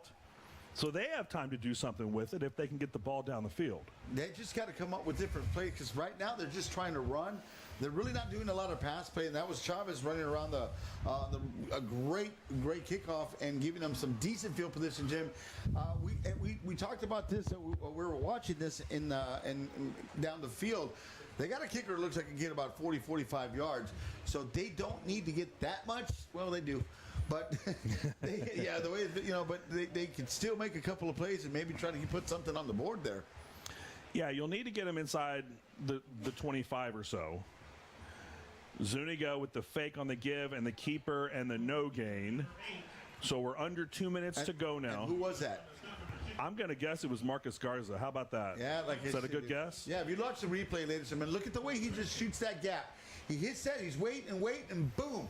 He hits that gap perfectly. Wow. Gets that down. As I've been watching him, I've been keyed on him all night, and he's just been waiting patiently and shoots his gap. That's great coaching. That's great everything, because that's exactly how you do. And because a lot of times when you over pursue the gap, bad things can happen. And he's just being real patient and just shooting the gap properly. And he's causing a lot of havoc out there. That's all I can say right now for Garza. Yeah, he's a pro out there. He's getting some work done on his arm. It doesn't look like he's hurt. Maybe just retaping. Nah, he's all right. He's bouncing around up there. So 2nd and 10 now. There was a timeout on the field, and I'm not sure what it was for because we're still showing both teams have their one. Yeah, so this is official timeout. Okay, no problem. And the clock is running now as a result. One timeout apiece remaining, 2nd and 10 from the 43-yard line of Donna. Donna's got it. Zuniga has the ball. He passes it out. I believe that was Yair Mata for a loss of 3-ish. The clock is running under 1:30. Donna not taking that timeout yet, but it's 3rd and long. And at this point, they may just be trying to limit the time that South has left to come right back down again. That would be the smart thing to do. I mean, it really just, and I didn't understand why they snapped the ball with about 17 to 19 seconds, I think it was, on the play clock. And if they would have just let it run down, I think they would have been able to kill the clock here in 2 more downs. I mean, either they're going to go fast or they're going to go slow. That's kind of in the middle. I'm not really sure what the strategy was. Nope. And we have is it a flag? I don't see a flag, so that's a timeout. So Donna's going to take their last timeout. Timeout. Donna. I think that we're going to get another delay. That is their 3rd and final timeout of the half. They were down to 1 second. Yeah. And that's really how they took their timeouts. It was to avoid delays. To avoid delays. So, well, and that's, a lot of that has to do with the South defense. And, the defense is ready. They're putting pressure. And good play calling as well. Because clearly Donna is dealing with some schemes they don't really like. They're changing plays. It's costing them time on the play clock, and now they have no timeouts left. So there's under a minute to go. It's 3rd and 13. Donna's got it at their own 40-yard line. And, they're going to need a big chunk play because they can't stop the clock outside of an out-of-bounds play or an incomplete pass. Now, and I think, Jim, they're going to probably run the ball and then use those 35 seconds to try to get it down. Yeah. South has 1 timeout. I'm sure they're going to use it. So that was really a rough play to do right now or cause the last timeout. It's going to give South the ball. 5 receivers wide. Zuniga in an empty backfield. And there's a flag on the play, a false start on Donna. So it's going to make 3rd and 13, a 3rd and 18. Number 3. And they're just having a little bit of trouble getting out of their own way here, Joe. Yeah, and that's not looking good. This is not what you want to do. After a good return by Chavez there, they've gotten backwards, and South is going to get the ball back. And the way they've been moving they've had a couple of quick strikes. I'm assuming they're going to call a timeout as soon as this play is. They can put some more points on the board. Yeah, that's right. Zuniga's running for his life, and he does get the pass away, but it's incomplete, almost an illegal forward pass. He was kind of getting up there to the line of scrimmage, but that's going to bring up 4th and 18 with 46.1 to go, and that really didn't work out in Donna's favor because the clock is stopped, and you expect South to get the ball with a little bit of time left and a timeout at least. That's exactly what I was just thinking. You read my mind there because I was thinking, why pass the ball? Should have went down. Let them use that timeout. Let them, because now South is going to get the ball back. And the way we've seen the punt's been going, they're going to have decent field position with 1 timeout, and there's still 46 seconds left. And here we go with the punt. The punt from the 24, it's wobbly and. Oh, there's a lot of there's chaos going on. It looked like it bounced off a South player. Some Donna players think they have it.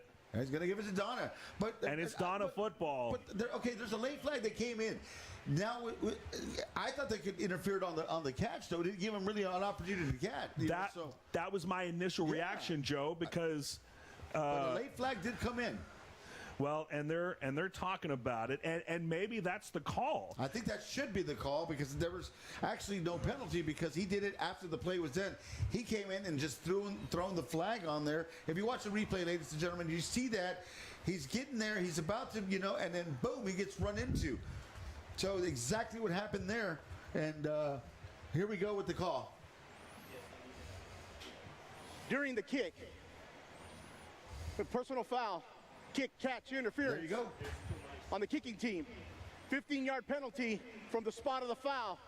First down. That's going to give Harlingen South Hawks excellent field position, and they're going to add 15 yards to that with 36 seconds left, and Jim, they still got that one timeout to burn. They're almost in field goal range, and they're going to be right around that 10 yards to go. Well, what a break, huh? What a break on that. Exactly what they did. If you watch, we were going through the replay motion, and that's exactly what the ref did. He's the only one that saw it. He called it after the play was dead. He's like, no, wait a second. There's no way it could be a turnover. Because actually, Jim, the other refs already had the ball going that way. Yeah, it was what we thought we saw. We were correct for once. And wait. Hold on. I'm always correct. What are you talking about here? Same, buddy. Yeah, Same. Yeah, there you go. 1st and 10 from the Donna 39-yard line now. Schroyer, a good block by Edwards, and that may be a penalty. Schroyer's got it up the left-hand side, and it's either a hold or an illegal block, but I think that's coming back. The referee's not even moving off the H in the middle of the field. Chop block. It's an illegal chop block. That's going to be on Edwards, and it was an effective block, but it was a little too low. Yeah, it was a little too low. Izzy wants to talk about it. He didn't get him from behind. I thought he did a hold because he kind of did drag him down too, and then as soon as that happened, it just happened right on there. So yeah, I don't know what happened there. It was just. But yeah, well, what happened was Alvin Edwards was giving up his body for his quarterback. That's what was happening. Personal foul, chop block, number 77 and 14 of the offense. 15-yard penalty, replay first down. And we got a couple of them there. But that's going to move them well farther away from field goal position. 27.5 seconds to go in the first half. Southhawks leading by 20. Southhawks still have a timeout. Yeah. And I think priority one is keeping the ball away from Donna for the rest of the half. Priority two, see if you can get down close enough for some points. Well, with 27 seconds left and a 15-yard penalty, Jim, I think it's safe to say just go down 27. Just go up 27-7. But they're going to run. On the other hand, you have a timeout. The pass is complete to Anaya, and it's pitched to and he's just out of bounds. That was to Alvin Edwards. He tiptoed right around the 41-yard line. I mean, he literally just. Yeah, you watch the replay. Look at the sweep. It's a sweep, and it's a turnaround pitch on that. There's just Dylan Anaya, then sweeping it to Edward, and he's running, and then right around there, and that's where he stepped out of bounds. Otherwise, that could have gotten into some field goal range. Good job on the replay there, guys. Thank you so much on that. Well, and the out of bounds stops the clock. So 20.3 seconds to go. Hawks still have a timeout, and that went from 1st and 24 to 2nd and 12. So a 12-yard gain on the play. Schroyer in the shotgun next to Anaya. Gavin Ramirez in motion. Schroyer back to pass. It's Gavin Ramirez. He's got it, and he's out of bounds at the 33-yard line. It's going to be about 4 yards short of a first down, but a good pass, a good run, and good job by Ramirez getting out of bounds and stopping the clock. We still have that timeout with 13.1 seconds to go. So we have Schroyer waiting for the call. Orozco, Anaya, Ramirez, Cabrera out wide with Edwards in the backfield. 13.1 seconds to go, 3rd and 4. The snap to Schroyer. He's looking back. He's got Anaya. Anaya's got the first down. He's inside the 25. He's going to get out of bounds at the 22-yard line. 5.2 seconds to go, and you still have a timeout. Now, do you kick a field goal right here, or do you try to get a little more yardage? I think you go in there right now. You only have 5.2 seconds. A play average is around 5 seconds. So even with the timeout, you send your field goal unit in there, and you put the points on the board. Good job, because remember, you were at a 1st and 25 deficit. and were able to get down in there and hopefully try to put 3 points on there and try to go in 30-7 there at half. Gavin Ramirez lined up on the left hash. It's a 39-yard field goal try for Gabino Sanchez. It's got plenty of leg, and it is good. And there we go, ladies and gentlemen, going up 30-7 at halftime. Your Harlingen South Hawks taking the lead, Jim, playing really well. Got the fans into it. Great job on all phases. All cylinders are clicking a little bit right now, so it's been a great game for them. It's been a great game. All I can say, Joe, is I love what I'm seeing. It's a packed house at Bogus Stadium. We wish you were here. Sorry you have to listen to me and Joe, but it's the next best thing. Coming up at halftime, it's the Harlingen South homecoming. The band and drill team will come in after the game. We'll see you in about 28 minutes. Hawks 30, Redskins 7.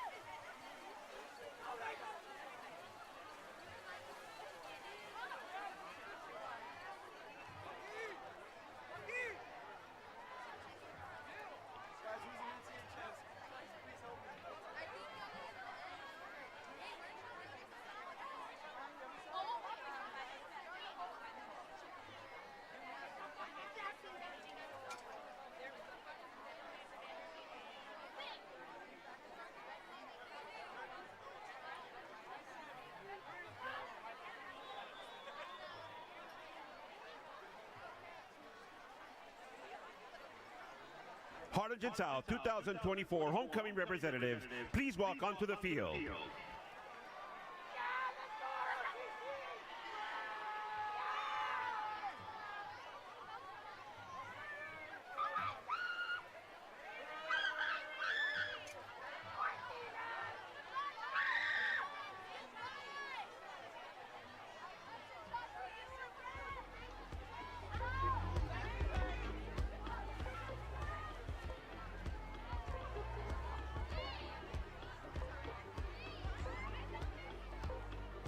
Ladies and gentlemen, welcome to the presentation from Harlingen South Homecoming Court. The court was selected by students from Harlingen South in an election presented by Student Council.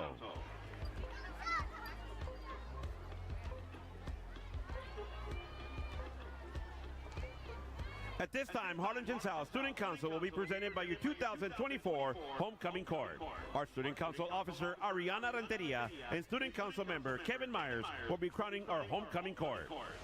In addition, Harlingen South AF JROTC cadets are on the field lending their support.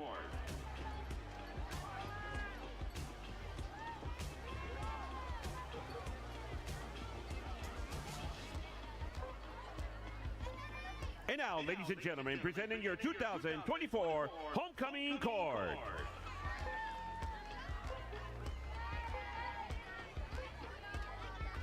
Ladies and gentlemen, your sophomore class count is Chris Cruz, representing baseball. Chris is the son of Vanessa Cruz.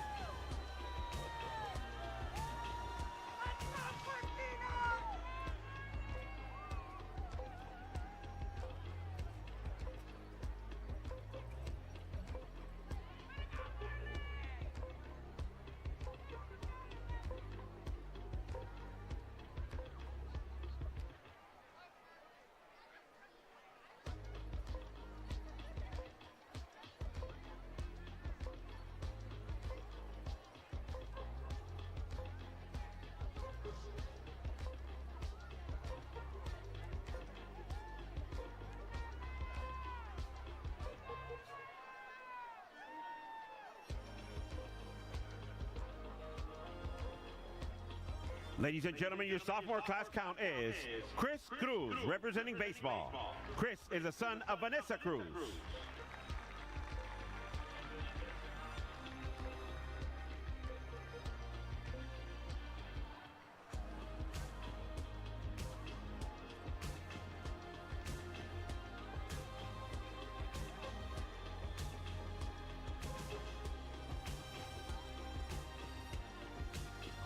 Our sophomore class count is Rayen Rivera, representing cheer.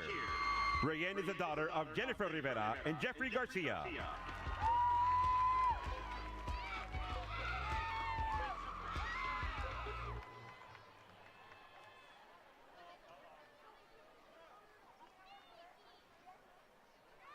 Today in the PetSmart kitchen,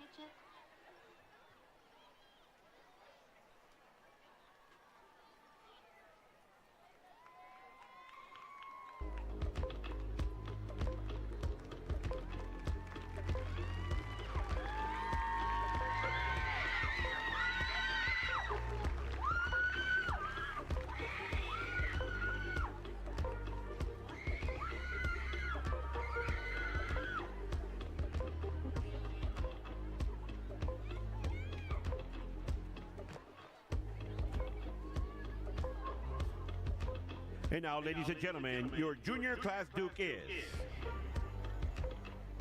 representing the junior class, Kevin Ramirez. Gavin is the son of Jennifer and Richard Ramirez.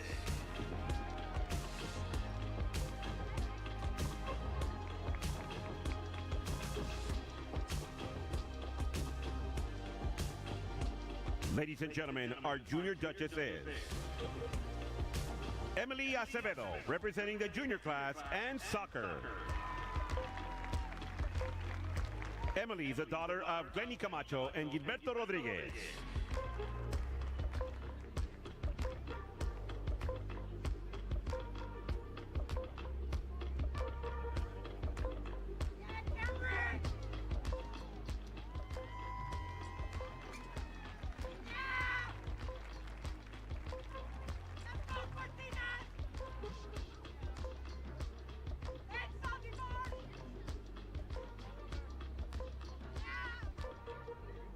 And now, ladies and gentlemen, your senior class prince is Wilder Wilson, representing NHS. Wilder, the son of Mr. and Mrs. Jimmy and Jennifer Wilson.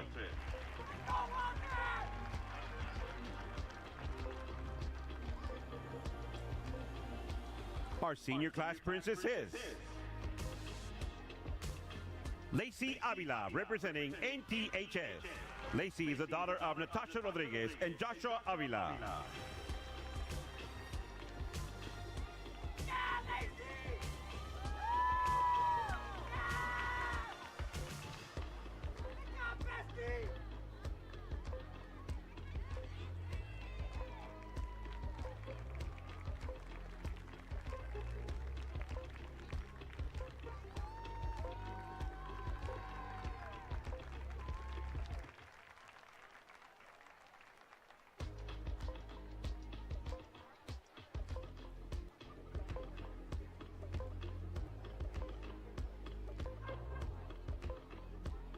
And now, for the moment we've all been waiting for, the introduction of your 2024 Homecoming King and Queen. Harlingen South 2024 Homecoming King is Dylan Anaya. Dylan is the son of Yesenia Gonzalez and Benito Anaya.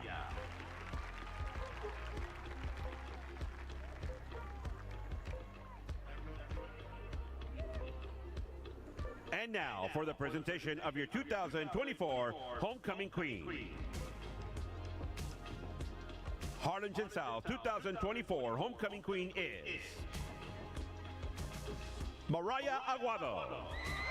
Mariah is the daughter of Mr. and Mrs. Susan and Oster Aguayo.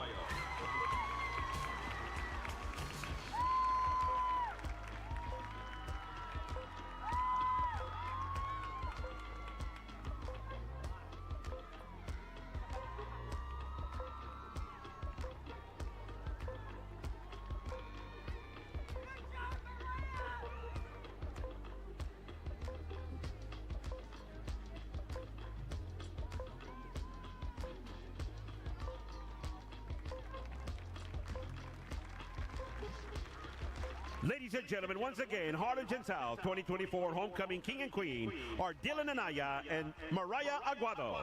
Please give all members of our homecoming court and all homecoming representatives a big hand for their participation in our 2024 homecoming. We'd like to thank Student Council sponsors, Mr. Eladio Garza and Yesenia Gonzalez, and Student Activities Principal, Mr. Robert Uvino, for organizing our 2024 homecoming presentation, and Master Sergeant Tucano and Sergeant Lozano and their cadets for lending their support. Please give our sponsor and our representatives a hand for their participation in tonight's homecoming. Thank you, and always remember, Hawk Pride, a step above.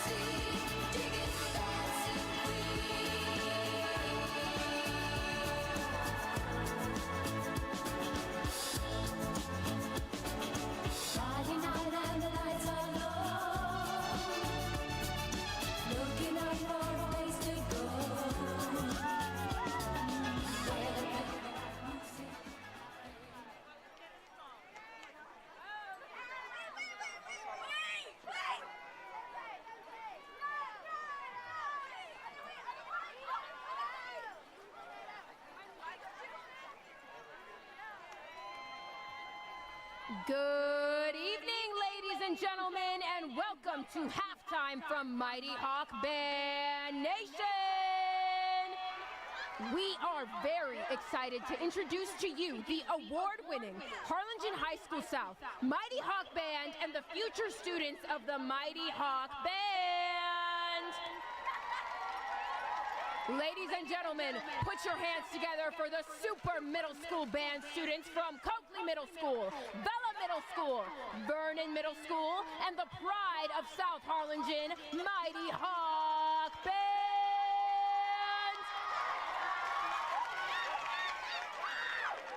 Directors from Coakley Middle School are Leah Sanchez and Joseph Sanchez.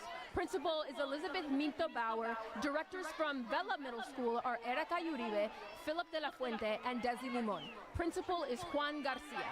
Directors from Vernon Middle School are Ricky Guevara and Marisol Perez. Principal is Areli Tamis. Directors for the Mighty Hawk Band are Ronnie Rios, Richard de la Riva, Laura Benavides, Raul Liendo, Victor Garza, and guard specialist Lexia Gates. Principal is Dr. Fernando Reyes, and Director of Music is Miss Kara Hoflinger. Senior drum majors are Janelle Vargas, Abby Garza, and Adam Hernandez. Tonight, the future Hawk Band members stand side by side. The Mighty Hawk Band salute you with this rock anthem, Crunch Time. Take it away, Michael and Janelle.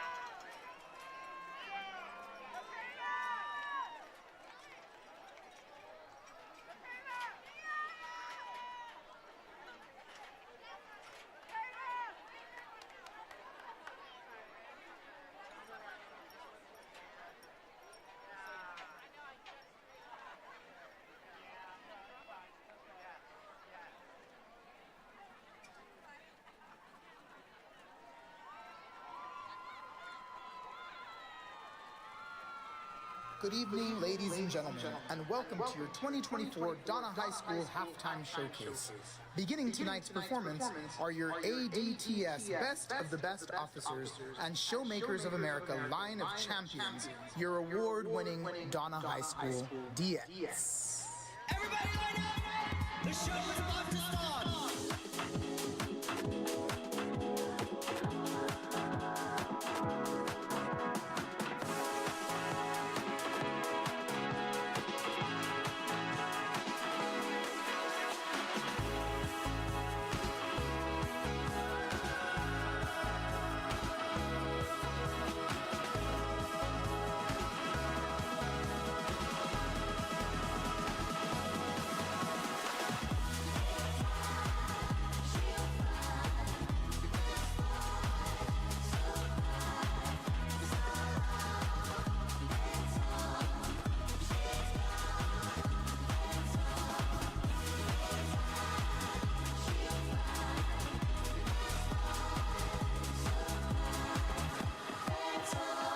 The Diettes are led by Line Officer Chloe Cavazos, Lieutenant Natalie Salazar, Lieutenant Lupita Rodriguez, Second Captain Sky Garza, First Captain Alexandra Nino, and your 2024-2025 Major, Miss Hillary Torres.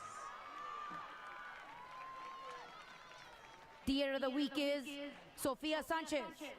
Most Spirited Dancer of the Week is Madison Romero. This place about to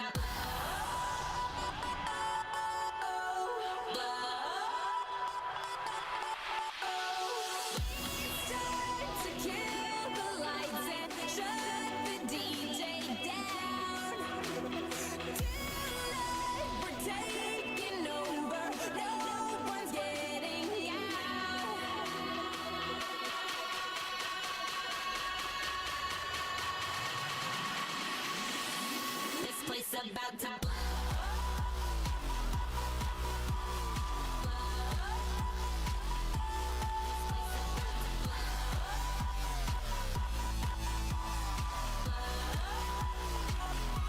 This place about to blow.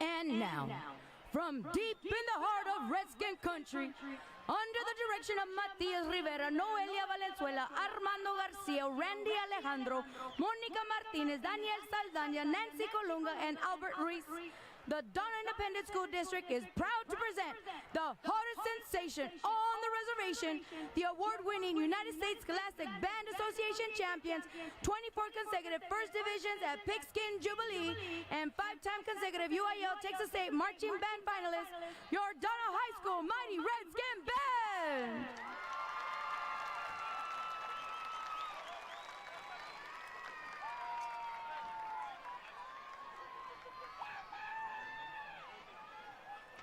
Now sit back and relax and enjoy the wonderful contemporary 12-tone music composed by Paul Hindemith titled Begin Again. The band is under the field direction of drum majors Marin Davila and Isaac Contreras. Freshman of the week is Emreth Luis. Guard of the week is Melanie Delgado. Section of the week is the saxophones. And now, Donna High School's very own Mighty Redskin Band!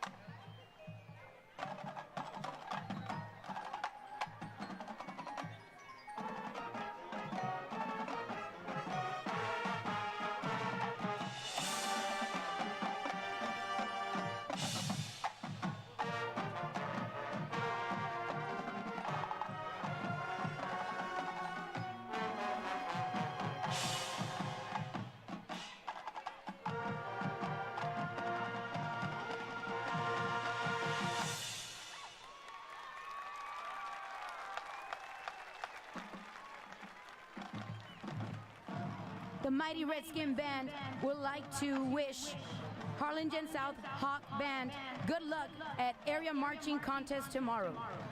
The Mighty Redskin Band staff and students would like to thank Donna ISD Superintendent Dr. Angela Dominguez, Donna ISD's Board of Trustees, Donna High School's Principal Mrs. Deborah Medrano, and the Donna High School Administration for their continuous support.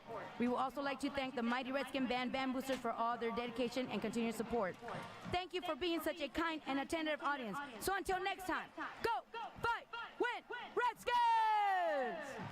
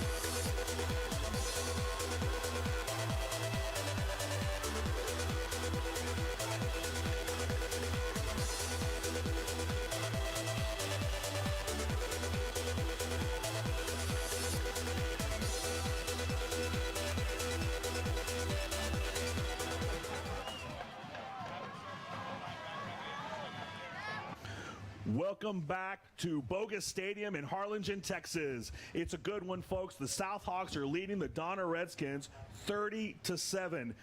Luis Orozco took the opening kickoff the length of the field for a touchdown.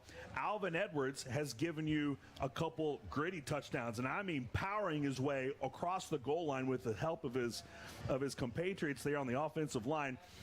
And then a Schroyer touchdown pass to Dylan Anaya makes it 27. We didn't get the extra point. It was a bad snap. And then Gabino Sanchez with a 39-yard field goal to make it 30-7. The Redskins score on a drive in which they get a first down on a fake punt. Then they go for it on 4th and short and find a hole with nobody behind it, and they take it to the house. Yeah. Quickly, I want to go over these playoff scenarios. If we win today, Corpus Christi Veterans is going to win today. Westaco East is looking like they're going to lose today. If all those things hold and the scores aren't really that close, then we've got a scenario where if South beats PSJA North on the road next week, then no matter what happens between Corpus Christi Veterans Memorial and Westaco East, our Week 10 matchup here at Bogus in 2 weeks, that's on a Thursday, against Westaco East is a winner-go-home type scenario. You win, you're in the playoffs. The kickoff from Ovalle is down to about the 11-yard line to Duran. Duran brings it up to the 20, and he meets traffic there. He's brought down. So Week 10 then becomes a playoff game. The winner between South and Westaco East goes to the playoff. The loser goes home. Now, if the scores hold today, Veterans Memorial wins, South wins, and Westaco East loses, then, and I'm going to try to get some updated scores. Corpus Christi Veterans Memorial is up 44-0 on PSJA Memorial. And so we need to look for the Westaco East score.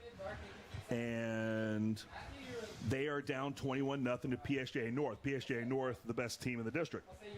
So if we win tonight, and then we lose next week, we can still get in if Westaco East loses next week to Corpus Christi Veterans Memorial. That, once again, sets up a playoff-type scenario in Week 10, South versus Westaco East. If the scores hold today, South loses next week at PSJA Memorial, and Westaco East beats Corpus Christi Vets on the road, then South will be eliminated. And that seems to me to be the least likely scenario. So for all intents and purposes, and this is really the only way to look at it, the Southhawks' destiny is pretty much in their hands, but it starts right now with beating Donna. The pitch to the right-hand side is taken up to about the 25-yard line or so, and so that's going to bring up about 3rd and 5 here on the first offensive drive for the Donna Redskins here in the third quarter. Yeah, and that was a good little run around the right side by Zavala, number 19. We hadn't called him out a lot, though. I think he just but Donna trying to get back in this game, Jim, but you got to give it up to South Hawks. They've been playing really well. They're playing good on defense, got some turnovers, offense, special teams, and the score shows it, 30-7 here. The first half, and in particular the second quarter, featured a back-to-back interceptions from Ezzy Cortez, which led to the touchdown pass from Schroyer to Anaya. Right after Donna gets the ball back, they threw another interception, a great diving play from Joaquin Romero. And so the South defense has not only been stifling them at the line of scrimmage, we've gotten a couple turnovers, and just like that, it's 4th and 9. Donna's going to punt back to South. Yeah, and it's been South has been dominating on all aspects of the field here. They've been playing great special teams, been playing defense, offense. Got some turnovers, got a couple of interceptions. Garza, number 6, has been playing outstanding. They're doing it, and this is the time to start playing great, and this is what it's happening right now. And wow, I was about to say something there. Yadi Cabrera back to receive the punt, but it takes a sideways bounce at the 42 for South, and they'll have it there about the 42.5-yard line. And so Schroyer, Anaya, Edwards, and the rest of the South offense will come on for their first possession of the second half, leading by 23 points.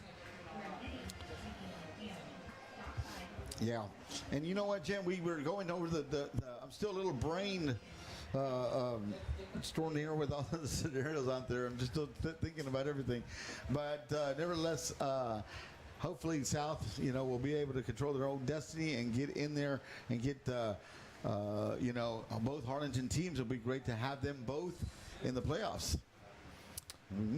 Yeah, absolutely, and especially after a year like this for both these squads. There's Edwards pumping his legs, and he gets extra yards, maybe 4 or 5 extra yards on that play. He was going down, and with his momentum continuing forward, he lunges forward to turn a 1-yard gain into a 6-yard gain, 2nd and 4. I can't say enough. You know, he hasn't broken it open. He hasn't, you know, we haven't seen him burst for 30, 40, 50 yards. But he is working his tail off, and he gets the ball again. He's past the 50. He's being dragged down outside the 45 or inside the 40-yard line. That's going to be a first down. That's one of the longer runs you've seen from Edwards. I was just saying he wasn't getting a bunch of chunk plays, and that's a good gain for another first down. Yeah, you know, and getting a first down, and this is exactly what they want to do, just keep pounding the ball. You know, you wear down the defense. It looks like Donna's defense right now. Edwards has been playing right now. You got Anaya right now. It's been a change from Schwer to Anaya on under the center here. So, you know, keep it up. They're moving the ball really well. Anaya back to pass. He's looking. He's going long for Orozco, and he's got it! Touchdown, Orozco! Wow, what a drill. I mean, he just literally took 2 steps back, ended up hitting Orozco, Jim, on the money. And exactly what they wanted to do, start off the team right as they did on the first half. What a play, what a play. Man, I don't know if something's wrong with Schwer or not. I hope he's okay, but Anaya can throw the ball just as good, too. Well, like you said, Anaya's kind of a change of pace. He's got a little bit bigger arm than Schwer, although Schwer's got a good arm, too. But if you're the Donna defense, you got to know that after a couple good runs from Alvin Edwards, you bring in Anaya, you got to be ready for that play. The kick is up and good, and that, just like that, makes the score 37-7. So just like we started the game on an opening kickoff return for a touchdown, the very first possession for the Southhawks here in the second half turns into a score. And with 8:39 to go in the third quarter, the Hawks are up 30. An update in Corpus Christi. Corpus Christi Veterans Memorial against PSJA Memorial. Corpus Christi Vets up 47-0. Wow, that's a blowout game right there. I mean, they're just literally getting manhandled out there. So yeah, it is. Wesco East still down 21-0 to PSJA North. I don't expect them to come back and beat PSJA North. Yeah, it's kind of hard to come back from that team. They got a solid defense, got a solid offense. We got to see them here firsthand. A fine-tuned machine that they are. Yeah.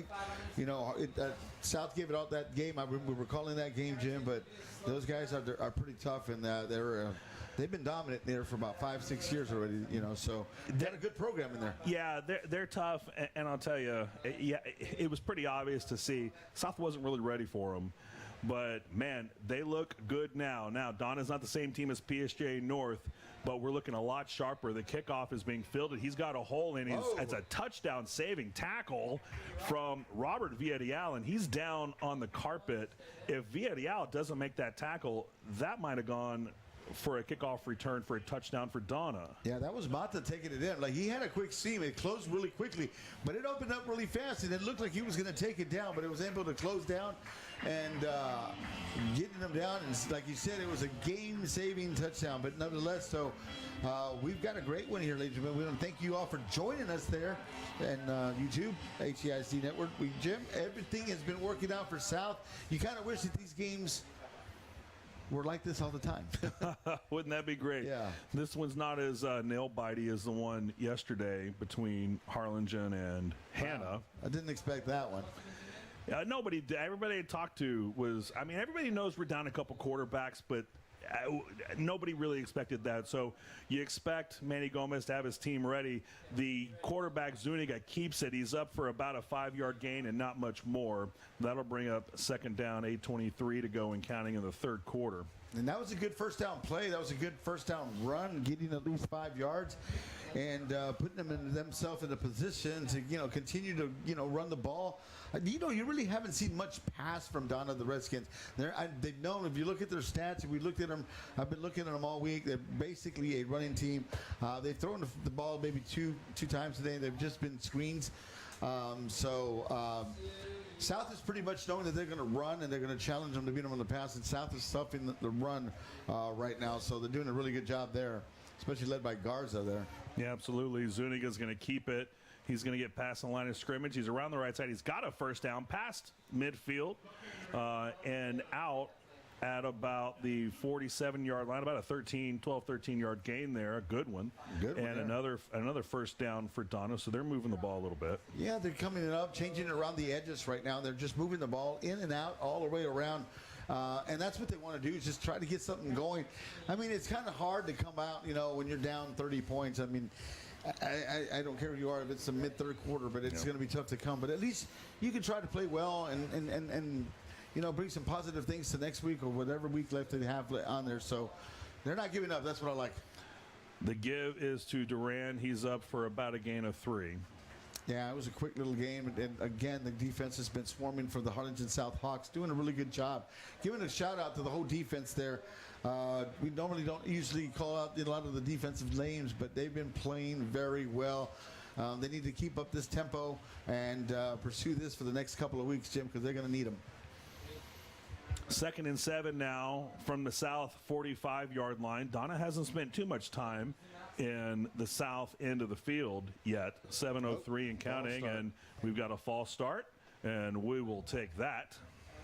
Yeah, that's going to false start. And I said that in my earlier comments earlier in the first half. They do a few positive plays, and it takes a hold or a false start and brings them back, and now they're back, at 12, 13 yards. Wow, that was well, anyway, they got down, that amount. Zuniga back to pass. He's got a man, and it's thrown just behind him. Jaden Chavez, the intended receiver. He's listed as a DB, but, in high school ball, and particularly with some of these smaller rosters, you're going to see guys on both sides of the ball there. Yeah, he is listed as a DB there. Eric Cisneros on the coverage. Yeah, and I've seen him a few times out playing on the slot side, going on the inside receiving. But nevertheless, it's got, like you said, when you're a little thin there, you've got a lot of cornerbacks do play receiver or receivers play cornerbacks, and we got a timeout here. So an early timeout for Harlingen South. Will take it with them. Hawks all over the Redskins, 37-7.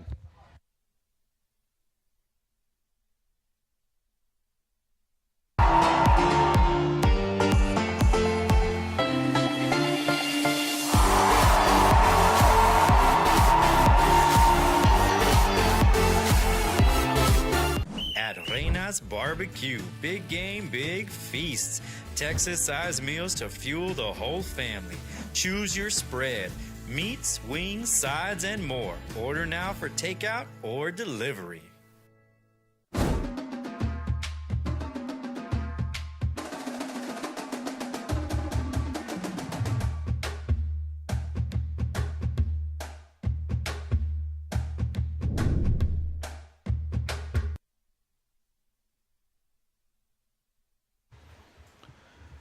Joe, earlier in the season, we were talking about Dylan Anaya, and we had even made the comment that he's the kind of weapon that could score in different ways. We thought, how cool would it be? And on 3rd and 12, Zuniga's got the ball. It's almost picked off by Lerma. It's a catch for about 7 yards, but well short of the first down. Lerma almost had that and could have taken it back for a touchdown. Speaking of touchdowns, what we said about Anaya is he's the kind of weapon that could throw a touchdown pass, catch a touchdown pass, run a touchdown in. And in that game, wouldn't you know, that's exactly what he did. He rushed for a touchdown. He caught a touchdown. He passed. He threw a touchdown pass. Well, here we are in week 8. He could do it again, Joe. He caught a touchdown pass from Schroyer in the second quarter. Earlier in this quarter, he threw a touchdown pass to Luis Orozco. All he needs is a rushing touchdown. He could actually do that twice in one season. Yeah, that's got to be some kind of record. That's got to be a record. Here we go with a little reverse, and that's not going nowhere. It is not. Oh, you got big O number 42, Caden Resendez there, who just said, no, you're not going to get that. Good try, though, Jim. I like the enthusiasm. You're down 30 points. You got to do what you got to do to try to get something going. But, man, the South defense was not fooled on that reverse. They weren't fooled at all. They were in the backfield. They completely shut it down. It's a turnover on downs now. So South's going to get the ball back at 1 yard on into Redskin territory. 6:38 to go in the third quarter. Hawks have 2 timeouts. The Redskins have 3. And critically, the Hawks are up by 30 points. Yeah, it's been a lopsided game right now, and then they got the ball inside the 49-yard line and on Donna territory, and this is not what they want to do. Schroyer with the give to Edwards. Edwards around the left side trying to shed tackles, and he's hard to bring down. He's hard to bring down. It's a 4-yard gain, second and medium now. Yeah, and it looked like he didn't go down on it, but he ended up, he was trying to say, hey, man, I never touched the ground. It was on top of somebody there. But going back to what you were saying there on Edwards there, it's difficult to stop the guy because when you make first contact with him, he keeps moving, and it's difficult to bring somebody down. And when you think you got him down, he takes a lunge or two and gets another yard or two, and it all adds up. It all adds up, makes a difference. 2nd and 6, the give back to Edwards. He's passing the line of scrimmage and about 2 yards past there. A final in Corpus Christi. Corpus Christi Veterans Memorial, 47-0 over PSJA Memorial. So that provides a little more clarity with the playoff picture. PSJA North has scored again. They're up 28-0 over Weslaco East. And so with all these scores holding, South is going to have their destiny in their hands. Yeah. And that's exactly, you went out and you're in. The give to Edwards, he's not going very far. Actually, it's a no game. Maybe lost about half a yard. That's going to bring up 4th down. Schroyer wants to go for it. There's no change of personnel yet. I'd be surprised if they go for it. You can pin them deep. Well, the way the defense has been playing, you trust your defense. You're up by 30 points. If I was Coach Gonzalez, and why not? They're not changing personnel. You don't see the special teams going in. Do it. Yeah, no. You're playing well. You're playing well on both sides. This is not, a game-changing decision here. Orozco comes on.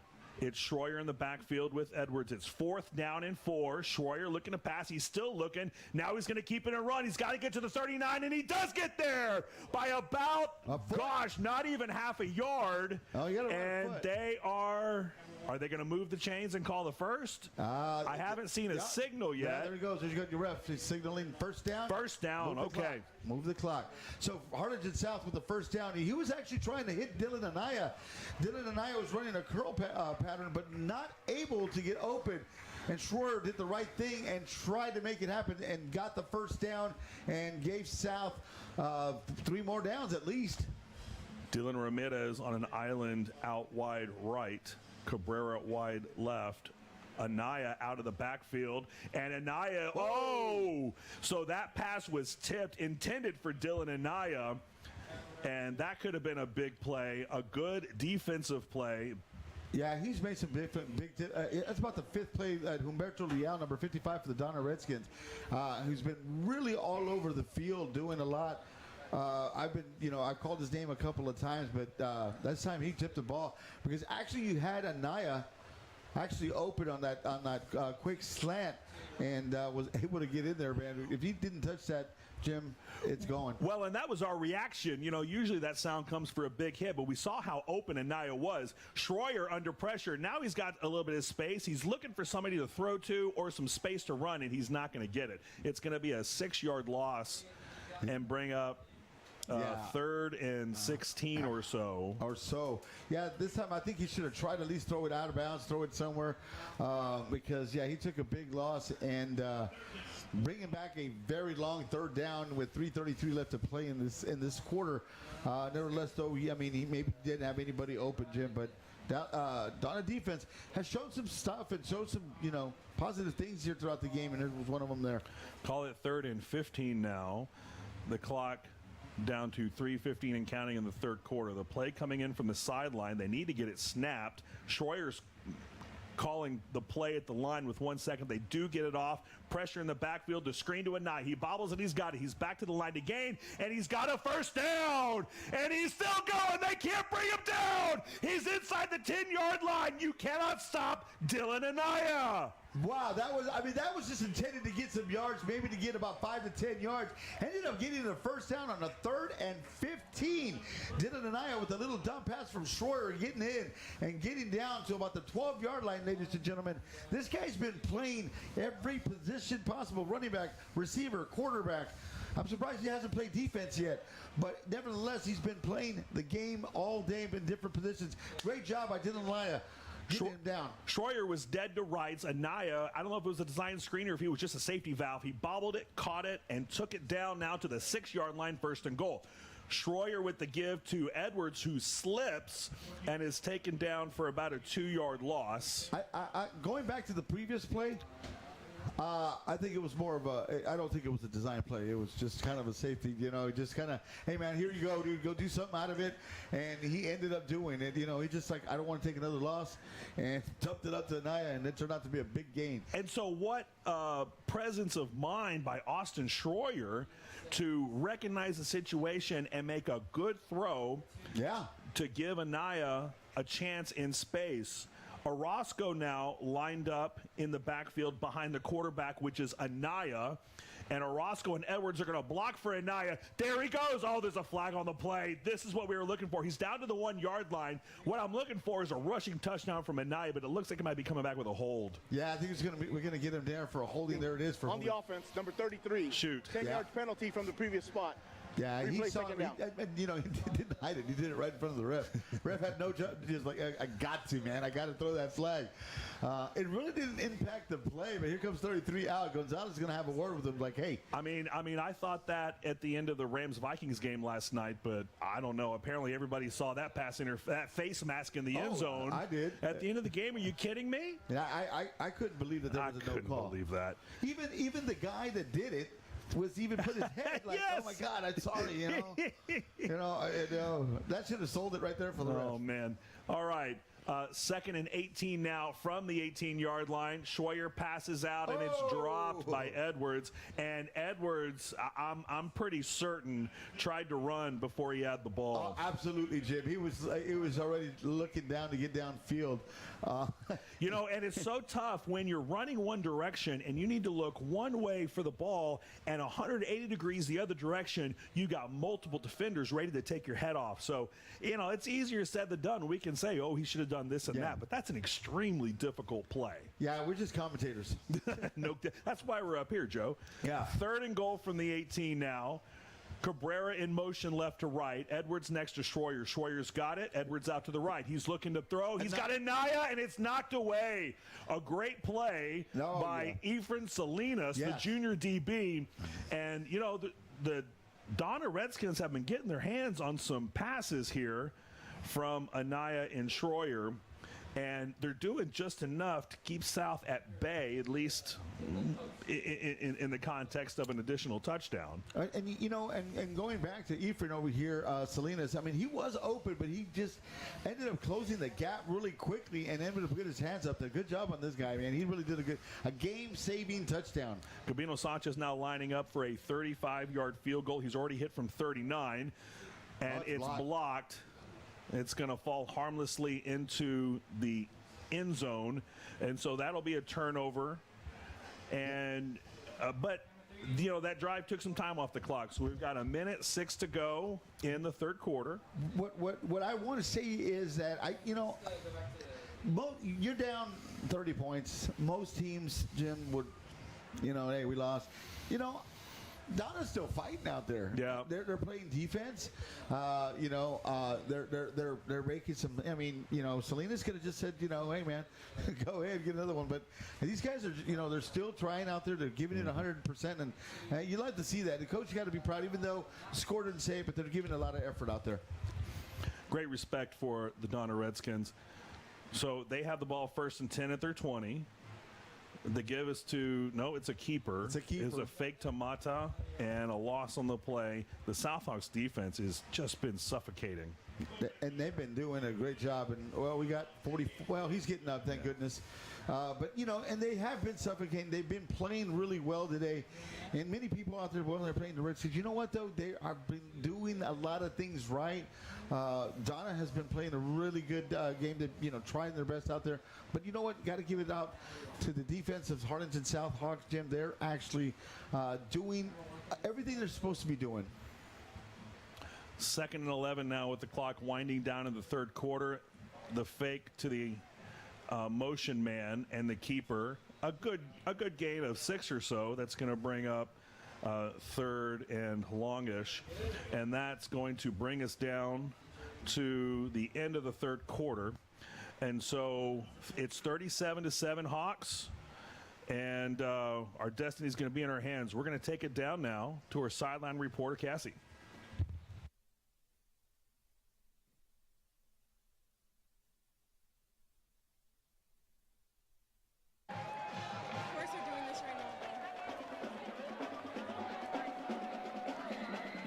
It's Cassie, and tonight we're here with your Lady Hawk volleyball team!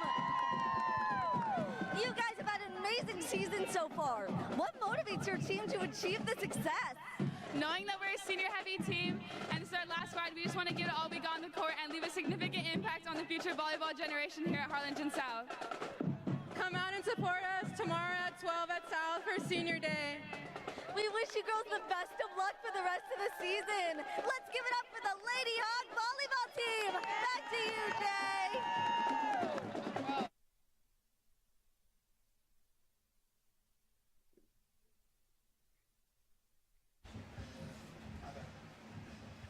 Well, welcome back to Boga Stadium. We're at the beginning of the fourth quarter now with the South Hawks leading 37-7.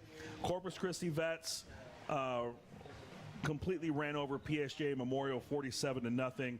Last score we had, PSJ North and Westco East, was 28-0 Raiders. Wow. A flag on the play. And he threw that up there. Yeah, he did. That was an impressive flag throw, wasn't it? I think that was the best flag throw I've seen all season by the line judge. And it's going to be an offsides on South. Sides, defense, number 23, 5-yard penalty. Man, Jim, I mean, I went like 20 feet up there when he threw it up there. Replay, third down. So nevertheless, it's going to give them a little bit better third down manageability. You know, maybe something they can do to get a third. They got about 2 yards, Jim. But outsides on South Hawks, giving Donna a better chance to convert this third down play. Absolutely. 2nd and 2 now. And Zuniga with the give to Mata, and he almost took it to the house. He lost his footing. Romero was there. Anthony Laramo was there, but he had a step on him until he just tripped up a little bit. So that kind of looked like that play that they scored on in the first half, right, where they just kind of snuck by him. This one's a keeper for Zuniga, and he's not going to get to the line of scrimmage. Yeah, that could have been another 6 points. He was literally Mata there did not have any. He had a last-minute trip on that one, Jim, and ended up getting there. So, man, tough break for them, and good job for the Harlingen South Hawks defense. They're not allowing a touchdown. I mean, it's been the theme all day with the South Hawks defense. They have just decided they're going to take it upon themselves to completely shut down the Donna Redskins and keep our playoff hopes alive. 2nd and 10 now with 10:45 and counting to go. Zuniga's back. He's passing. He's got a man, but he's covered up. He's covered up by Robert Villarreal, and he overthrew the receiver to boot. Yeah. So that's going to bring up third down. Really not much happening in the passing game for Donna for the most part. No, not at all. And that was great coverage. And he went to trying to hit Mata using that speed, throwing the ball a little bit over so see if he can caught up to it and try to catch up to it, but wasn't able to do that. But good job on the coverage by the Harlingen South defense, who's been playing again very well. 3rd and 10 now. Clock stopped at 10:39 to go. Zuniga in the shotgun next to Mata. He passes out, and that is bobbled and dropped. Actually, Mata was the intended receiver. Oh. And now there's a flag on the play, and that might be against Marcus Garza. I think it's going to be against them, and let's see what the call is. We'll let it go, but it might bring a first down to Donna and keeping that drive alive on the fourth down. Yeah. Here we go with the call. Well.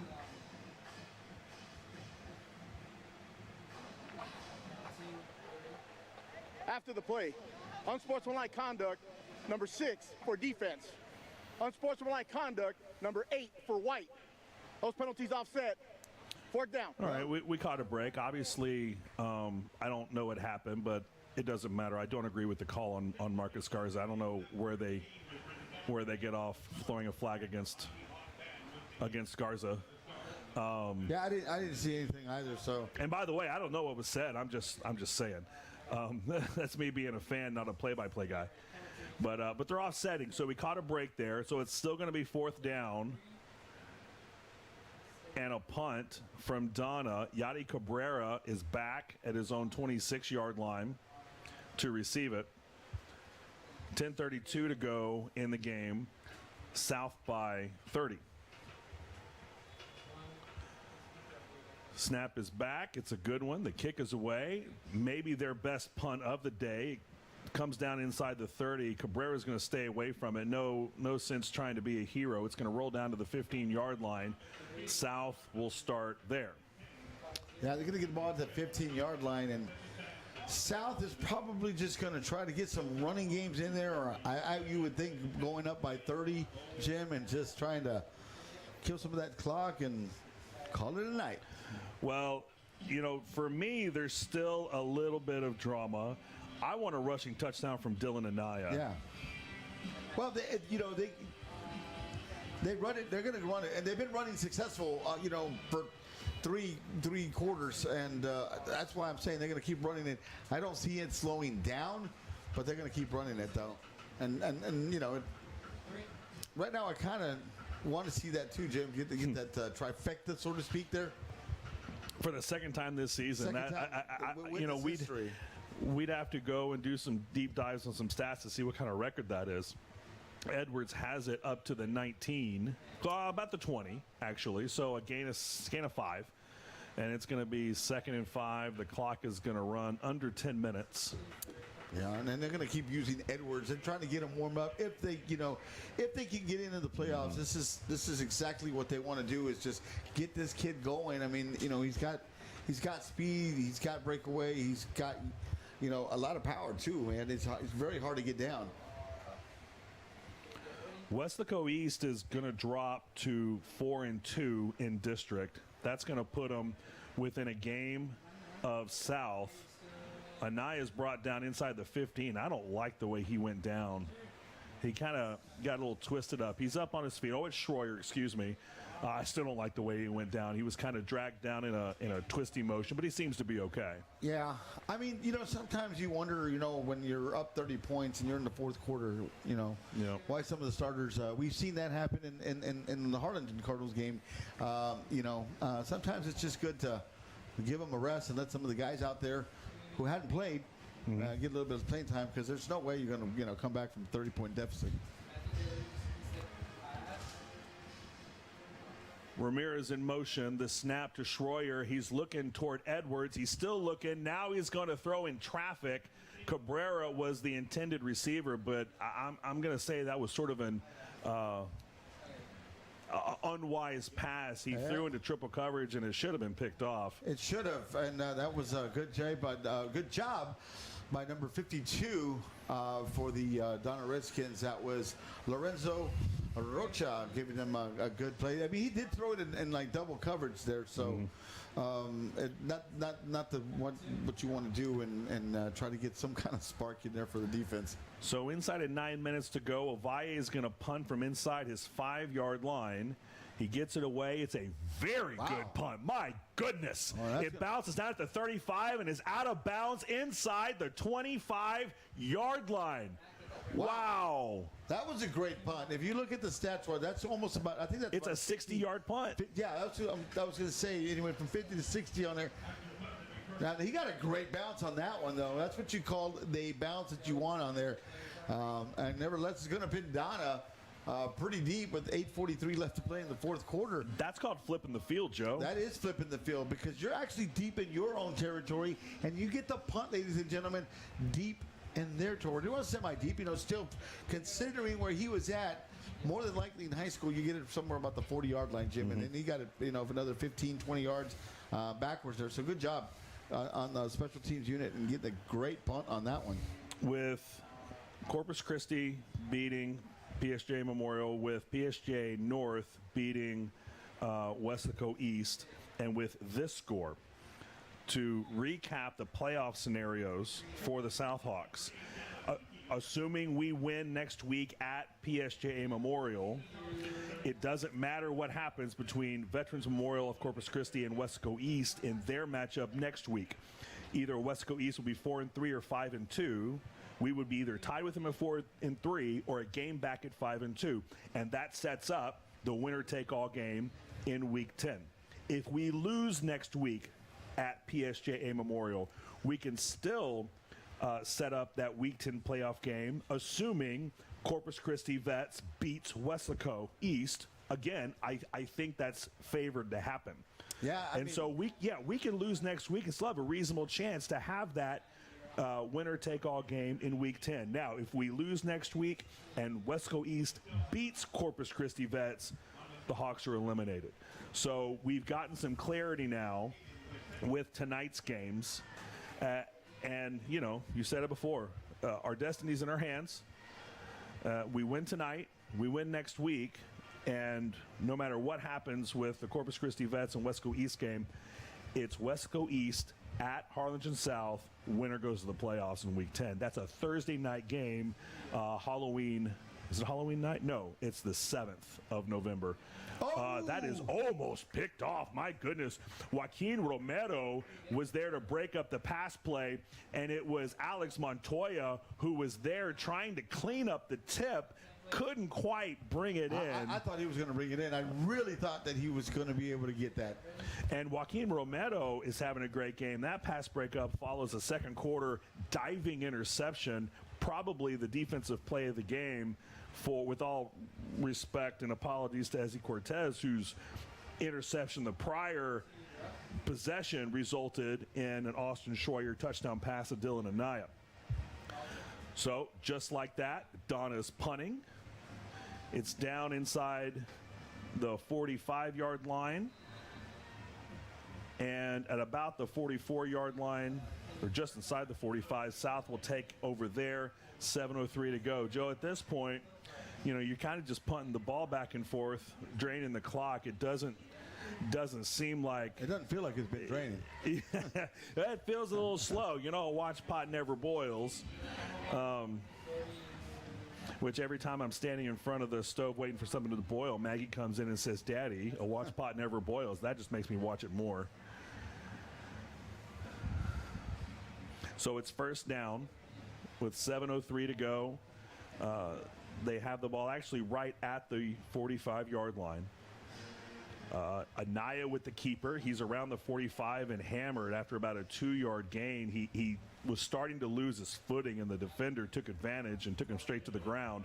So it's going to be second and a long 7 or short 8. It's going to be a short 8. Yeah, you just went around the outside. And usually a lot of times when you lose your footing, it always seems like somebody's about to hit you, and it makes it look a lot, it turns out to be a pretty good hit, when you're losing your footage down there, though. Well, it makes it look worse than it is. Yeah, it really does. Anaya in the shotgun with Edwards next to him. He's looking to pass. He's got pressure. He gets away from a man. He's directing traffic. He's got Gavin Ramirez deep, but he's not going to get the room he needs to get a playoff. He was trying to direct Gavin Ramirez into an open space, but the play took too long. He's going to take a 5-yard loss. Yeah, he's going to take a good loss there and bring South to about a 3rd and 14.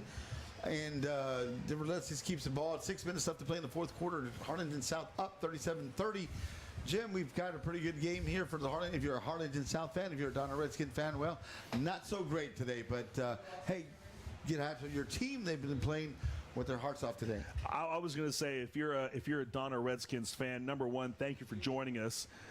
We know this is a South Hawk Homer broadcast, but we appreciate you. There's Edwards with a chunk play for a first down and a whole lot more. They're not going to get him. The third touchdown from Alvin Edwards puts the South Hawks up 36 points in the fourth quarter.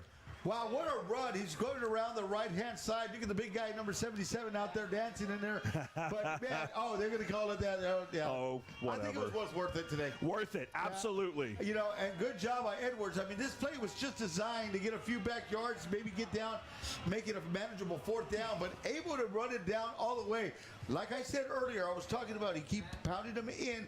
They've been pounding them in the middle, and the pounding in the middle. We watch a lot of their games. They use Edwards in the middle, and then they start bouncing them out towards the third quarter, fourth quarter, bouncing around the edges when they feel that the defense is a little bit more down. Unsportsmanlike conduct. Number 77. That's what I call it. That's on big dome 77 excessive dancing. celebration. Oh, come on. They're going to pin it on the kickoff. 15 yards on the kickoff. That's not, so they're going to pin it on Adrian Zuniga. That was a team. That was a team celebration. I mean, okay, fine. But you know what? I think you know, I would let it slide. They weren't taunting him, but you know, you don't get to see a big man dance a lot of times. You know, so let it go. Let it go. And that is a booming extra point kick that's good by about a mile. And so it's 44-7 now, South Hawks. And, you know, we've been talking about Alvin Edwards today. It hadn't been, irrespective of the two touchdowns that he had scored before that one, it had been a less than typical Alvin Edwards type day. But what it was Alvin Edwards with his grit, determination, and his effort, because every time he had the ball, he would get so many yards after his first, second, third contact because he never stopped churning his legs, and he would get first downs. Those two touchdowns he scored, the first two, those were grit, determination touchdowns as he went across the goal line after first, second, and third contact and taking Redskins into the end zone with him. And we said, you know, usually you see him hit home runs. Well, there's the home run we were waiting for. And that was a great run. I mean, like I said, you know, that was just designed to get some about 5 to 7, 8 yards. But he turned the Jets around the right-hand side. And once he's on the open field, it's very difficult to stop this guy because he is fast. You know, and Alvin Edwards having a great day. Harlingen South Hawks up. You know, up 44-7, Jim. And right now, you know, well, we got a whistle here.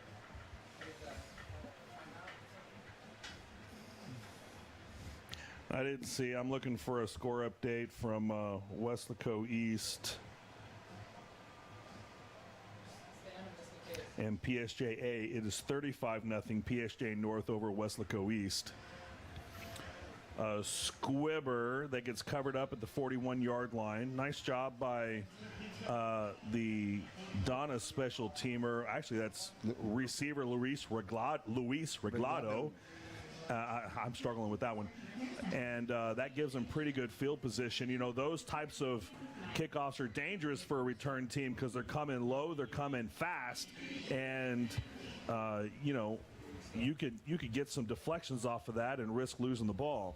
Yeah. And, yeah, but they're coming in at a pretty good, decent speed in there, and they can just really get away from you. But, you know, Jim, I think you're going to see Donna still running, trying to get that run established there. And right now we got the scoreboard out. We got a little bit of technical difficulties. Now we'll figure it out. Well, we do know the score, ref, so. We know the score. It's a lot to a little. Yeah, it's 44-7, 5:27 according to the clock operator. Can you check the play clock? Well, the play clock. Clock operator, can you please start the play clock? Oh, he wants to. And the play clock. Are we good with the play clock? It's a good thing that this game is basically decided because the scoreboard's out, the play clock's not working. My producer Ramsey is now scrambling. Well, they had some problems earlier when we walked in. It was dead, but here it comes. They're rebooting the system. You can tell. You know. Just don't show us the blue screen of death. Remember those? Oh yeah. So, no, that's going to continue the game here. We got 5:18. I mean, you know, you got to. Well, we have a play clock and a game clock. It's operating, so that'll work for now. The give is to Aiden Coronado. It's on the grass. It looks like Donna's recovered. Aiden Coronado, the freshman backup quarterback. They're going to call him down because they're giving him the positive yards. Mm-hmm. You know, giving them a 2-yard gain. Ruling on the field is runner was down by contact. So down by Second down. I can tell usually when you move the sticks there, sir. But, yeah, Jim, we're looking at a blank screen out there. But if you folks at home watching, it's 5:24 left to play. I mean, 4:50 or a little off there. And Donna getting ready to see if they can make something happen. And that was you got number 19. Donna Zavala, that actually kind of looked like he tripped on himself there and got no gain. But, you know, Donna's still trying to get that run established there. So it's third down now. Third down, and it looks like 9. With no scoreboard, I have to actually do math. It's Friday night. It's too late for math, Joe. Come on. Yeah. Give me a break. Yeah, well, we got under 5 minutes left to play. And Donna with a 3rd and 9, Jim, so... Yeah, actually getting almost 2 under 4 minutes to go. So we're getting there. The handoff, and he is upended. That was Chris Posada on the up and over tackle. That was a beautiful form tackle. You know, if he didn't do that, Donicio Zavala. Yeah, if he didn't do that, Jim, that looked like he was going to get the first for sure, and then possibly get even a lot more yards on there because that was pretty much a first down or even a touchdown. I was starting to look ahead upfield to see if he had space, and I didn't even see Posada come out of nowhere and just completely turn him around. So now we've got 4th down. It looks like Donna's going to go for it. It's 4th and a long 3. And here we go with the timeout with 3:19 left to play. And they do call the timeout with 3:19. Let's take a timeout with them. We can all try to figure out what's going on here. It's Harlingen South a lot and Donna not nearly enough.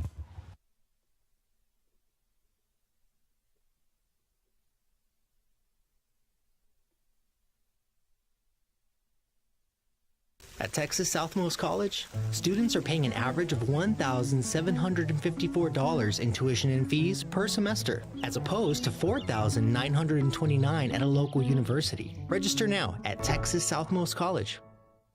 At H-E-B, we have a great variety of quality meats. Whether you're planning a carne asada for the familia and amigos or a casual weeknight dinner for 2, our H-E-B certified meat cutters will gladly customize your meat order with the best variety of cuts. H-E-B, here everything's better.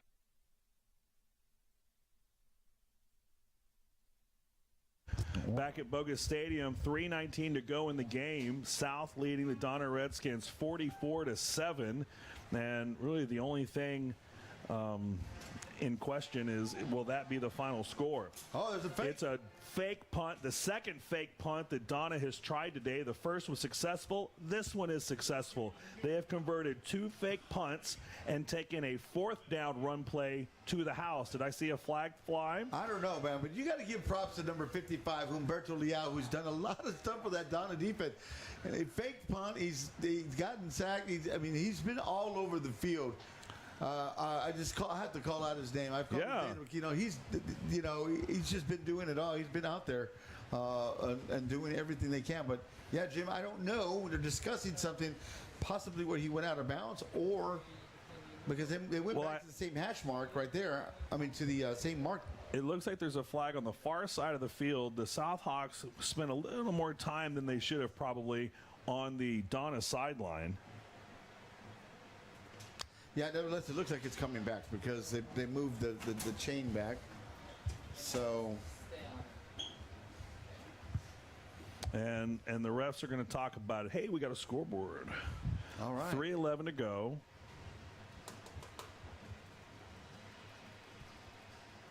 And scoreboard's reading 4th and 4. It was a successful fake punt. And the flag's going to end up being, it's going to have to be a dead ball foul. I believe it was well after the play. And assuming that's correct, it'll stay Donna ball. And then we'll just have to see, see what's going on. Man, they've been taking quite a bit of long time in there. Was Adrian Zuniga doing a dance over there again? Zuniga, number 77. It's like Footloose, no dancing, right? Yeah. Well, you know what? Hey, you know what? we're going to dance. We're going to dance. All right, Joe, come on now. He did it. And here we go. Let's see what the ref, because I'm a little confused of what happened here. Well, it was extracurriculars on the far side, but they're going to sort it out here. After the play, unsportsmanlike conduct, number 99 for Donna. Unsportsmanlike conduct, number 38 for Harlingen South. Result of the play, 1st and 10. So they're going to give him the ball, Jim, and it's just because it happened after the play. So he got the first down. Humberto Leal got the first down. So Donna's going to keep the ball. They got 4 more downs to go since it was a dead ball foul after the play. So they resumed their first down. They get the first down, 3:11 left to play. Donna trying to make something happen here very late in the 4th quarter and trying to get something going on. Jim, I think they're just maybe trying to put some points on the board, getting some momentum going the next week. I mean, you know, they fought hard. I mean, they didn't give up. And, you know, you Donna Redskins fans out there that are watching us, man, we really appreciate it. But your team really not giving up and playing with a lot of heart. Yeah, absolutely. So this win is going to set us up next week, where a win can keep our destiny in our own control.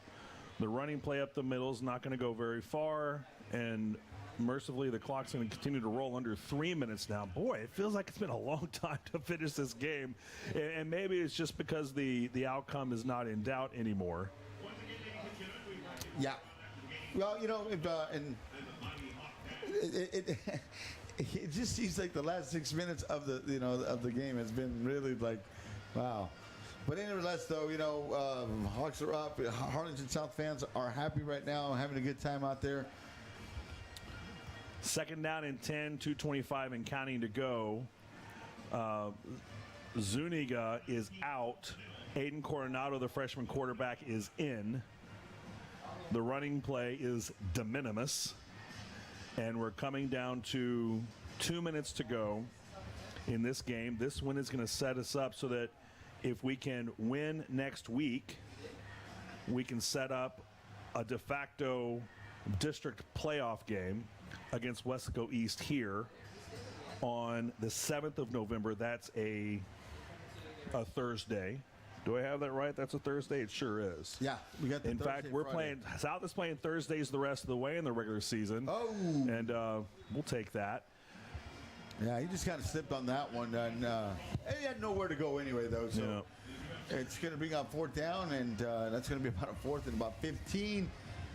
Clock at 1:29, Jim. Play clock at 27 seconds. This will be the last play for for Donna. Punt the ball away. Maybe 1 or 2 kneels downs, and game will be over. And that'll be all she wrote. Harlingen's 1-1. San Benito's 1-1. San Benito, well, and then Hannah's 0-3. So pretty much whatever happens between the Cards at Los Fresnos next week, you beat San Benito and you should be in. What a great punt and a really good Donna bounce. That's going to be down inside the 5-yard line. That's okay, though. We're under a minute to play. Yeah. So because you're going to kneel. For the Cardinals, Los Fresnos, I think, is going to have their number next week. I'll be happy to be wrong about that. But then you end with the Battle of the Arroyo, Friday, November the 8th, here at Bogus Stadium. And with a win over San Benito there, that should put the Cardinals in the playoffs from District 32 6A. The Hawks will go to PSJ Memorial next Thursday, Halloween night. And if we win, then we will play Wesco East on the 7th, also Thursday night, for a spot in the playoffs. If we lose to PSJ Memorial, then we need Corpus Christi Vets to beat Wesco East. If that happens, we set up the playoff game scenario with Wesco East in Game 10, in Week 10. If we lose to PSG Memorial next week and Wesco East beats Corpus Christi Memorial next week, the Southhawks are eliminated. I think that's highly unlikely. I think we're going to beat PSG Memorial. I think Corpus Christi Vets is going to beat Wesco East. And I expect 2 weeks from yesterday, Thursday the 7th of November, the Southhawks and Wesco East are going to play a game to get into the playoffs. And that looks like a face mask. I believe that's Ezzy Cortez, he of the second quarter interception that led to Dylan Anaya touchdown catch. He's got the ball around the left end to the 12-yard line. It's going to be 3rd and 3. That's going to bring the game to a close. The Southhawks with a resounding win, 44-7. Players of the game: Dylan Anaya, Alvin Edwards, Austin Schroyer, Joaquin Romero, Marcus Garza, Ezzy Cortez, and many, many others. This was a team effort, and the kind of win you needed to see after the bye. And we keep saying it, our destiny's in our hands, Joe. It is. So, final thoughts. Well, you know, like you said, Jim, we've wrapped it up, all the scenarios here, but the one easiest out there is South wins all, wins the rest of their next 2 games, Jim. They're in, and they've got to overcome Westaco East. I think, you know, they're going to have a pretty tough game next week, but should be able to win that one. But nevertheless, though, it's in their own hands as of now. What happened today between Westaco East and PSJ North put the scenario that the Week 10 is going to be the playoff game to go to the playoff. It's going to be a great game, and we're going to be here to watch that. South improves to 4-4 overall and 3-3 in district, and I think you've got to favor the Southhawks to make the playoffs. I think so. They're a better team than PSJ Memorial, and look, Westaco East is 6-1 and 4-1 in district, but you go through their schedule and you see their wins and you see their losses. I don't think, with all respect to Westaco East, I don't think they're quite as good as their record. So you're going to have to play the best game you've played all year, at least as good, maybe better than you played tonight, to beat that Westaco East team. But, you know, it's been a tough season for the Cards and the Hawks, and the Cards and the Hawks can both make the playoffs. So we want you to hang around. We had homecoming during the halftime, so now we're going to have the South Hawk Band and the Southern Stars perform for you. So please stick around on the HCISD YouTube channel. We thank you for listening to Joe and me. And, folks, what a beautiful thing it is to see so many friends and neighbors from our community, our friends and neighbors, come out and support the Southhawks, parents, friends, classmates, teachers. And it's a party atmosphere here. It's a community atmosphere here. So if you're looking to see what Harlingen is about, and if you're looking to see something in Harlingen that has true value, is of the community, come down and catch a game. Come down, and then we're getting into basketball season. We're in volleyball season. Come watch these student athletes. I'm never more optimistic, Joe, about the future and about this country as I am when I spend a little time with these kids. Oh, yeah, definitely. You know, we've got adults out here, and you know, we're hit and miss. You know, we're doing our best, but our value, our treasure is these kids. I'm so proud and honored to be able to call these games with you, Joe. We're going to see you in 2 weeks. 2 weeks. We'll be on the road next week on Thursday night, Hawks at PSJA. And let me go back to the Cards schedule. Next week, they are going to be at Los Fresnos, yes, on Friday the 1st. And then we'll be back on Thursday, the 7th, Hawks Westaco East, what we expect to be a playoff play-in game, followed by the last game of the regular season and one we've been looking forward to all year, buddy. Battle Arroyo. It's the Battle of the Arroyo right here at Bogus Stadium. So thank you, Joe. Thank you, Ramsey and the HCISD media team. Thank you for listening to us. Take care of yourself and each other. Good night. Good night, everybody.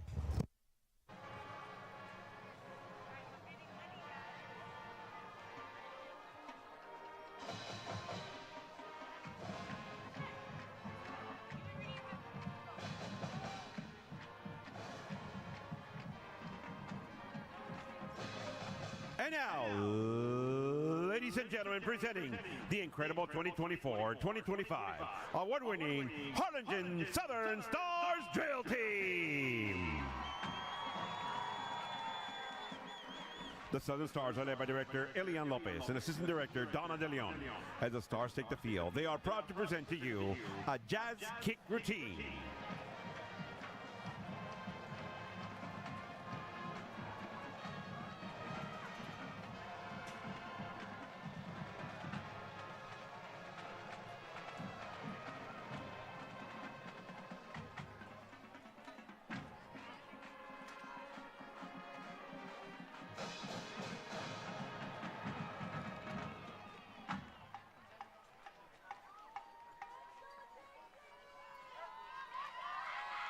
The star of the week is Ruby Flores.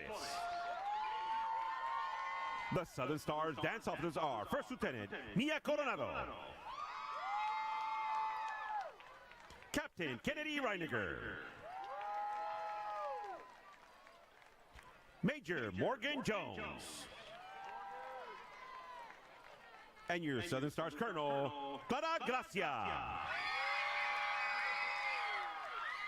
Now, sit back and enjoy the Southern Stars show you their star pride. Take it away, Stars.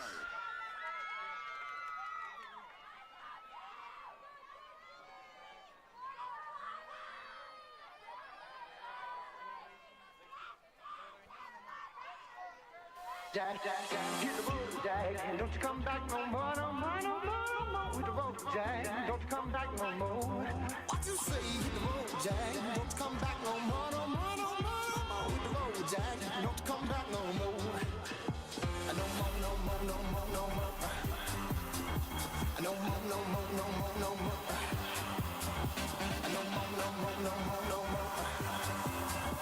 Hit the road, Jack, don't you come back no more, no more, no more.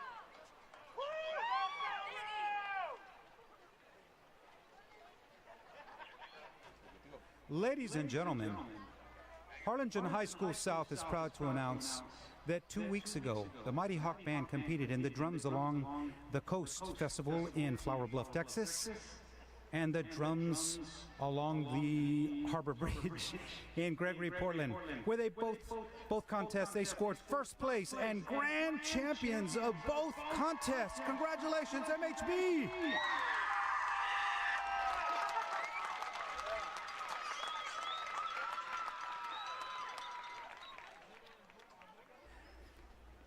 The Mighty Hawk Band then advanced to the Pigskin Jubilee last Saturday, where they scored a first division. Congratulations, Mighty Hawk Band!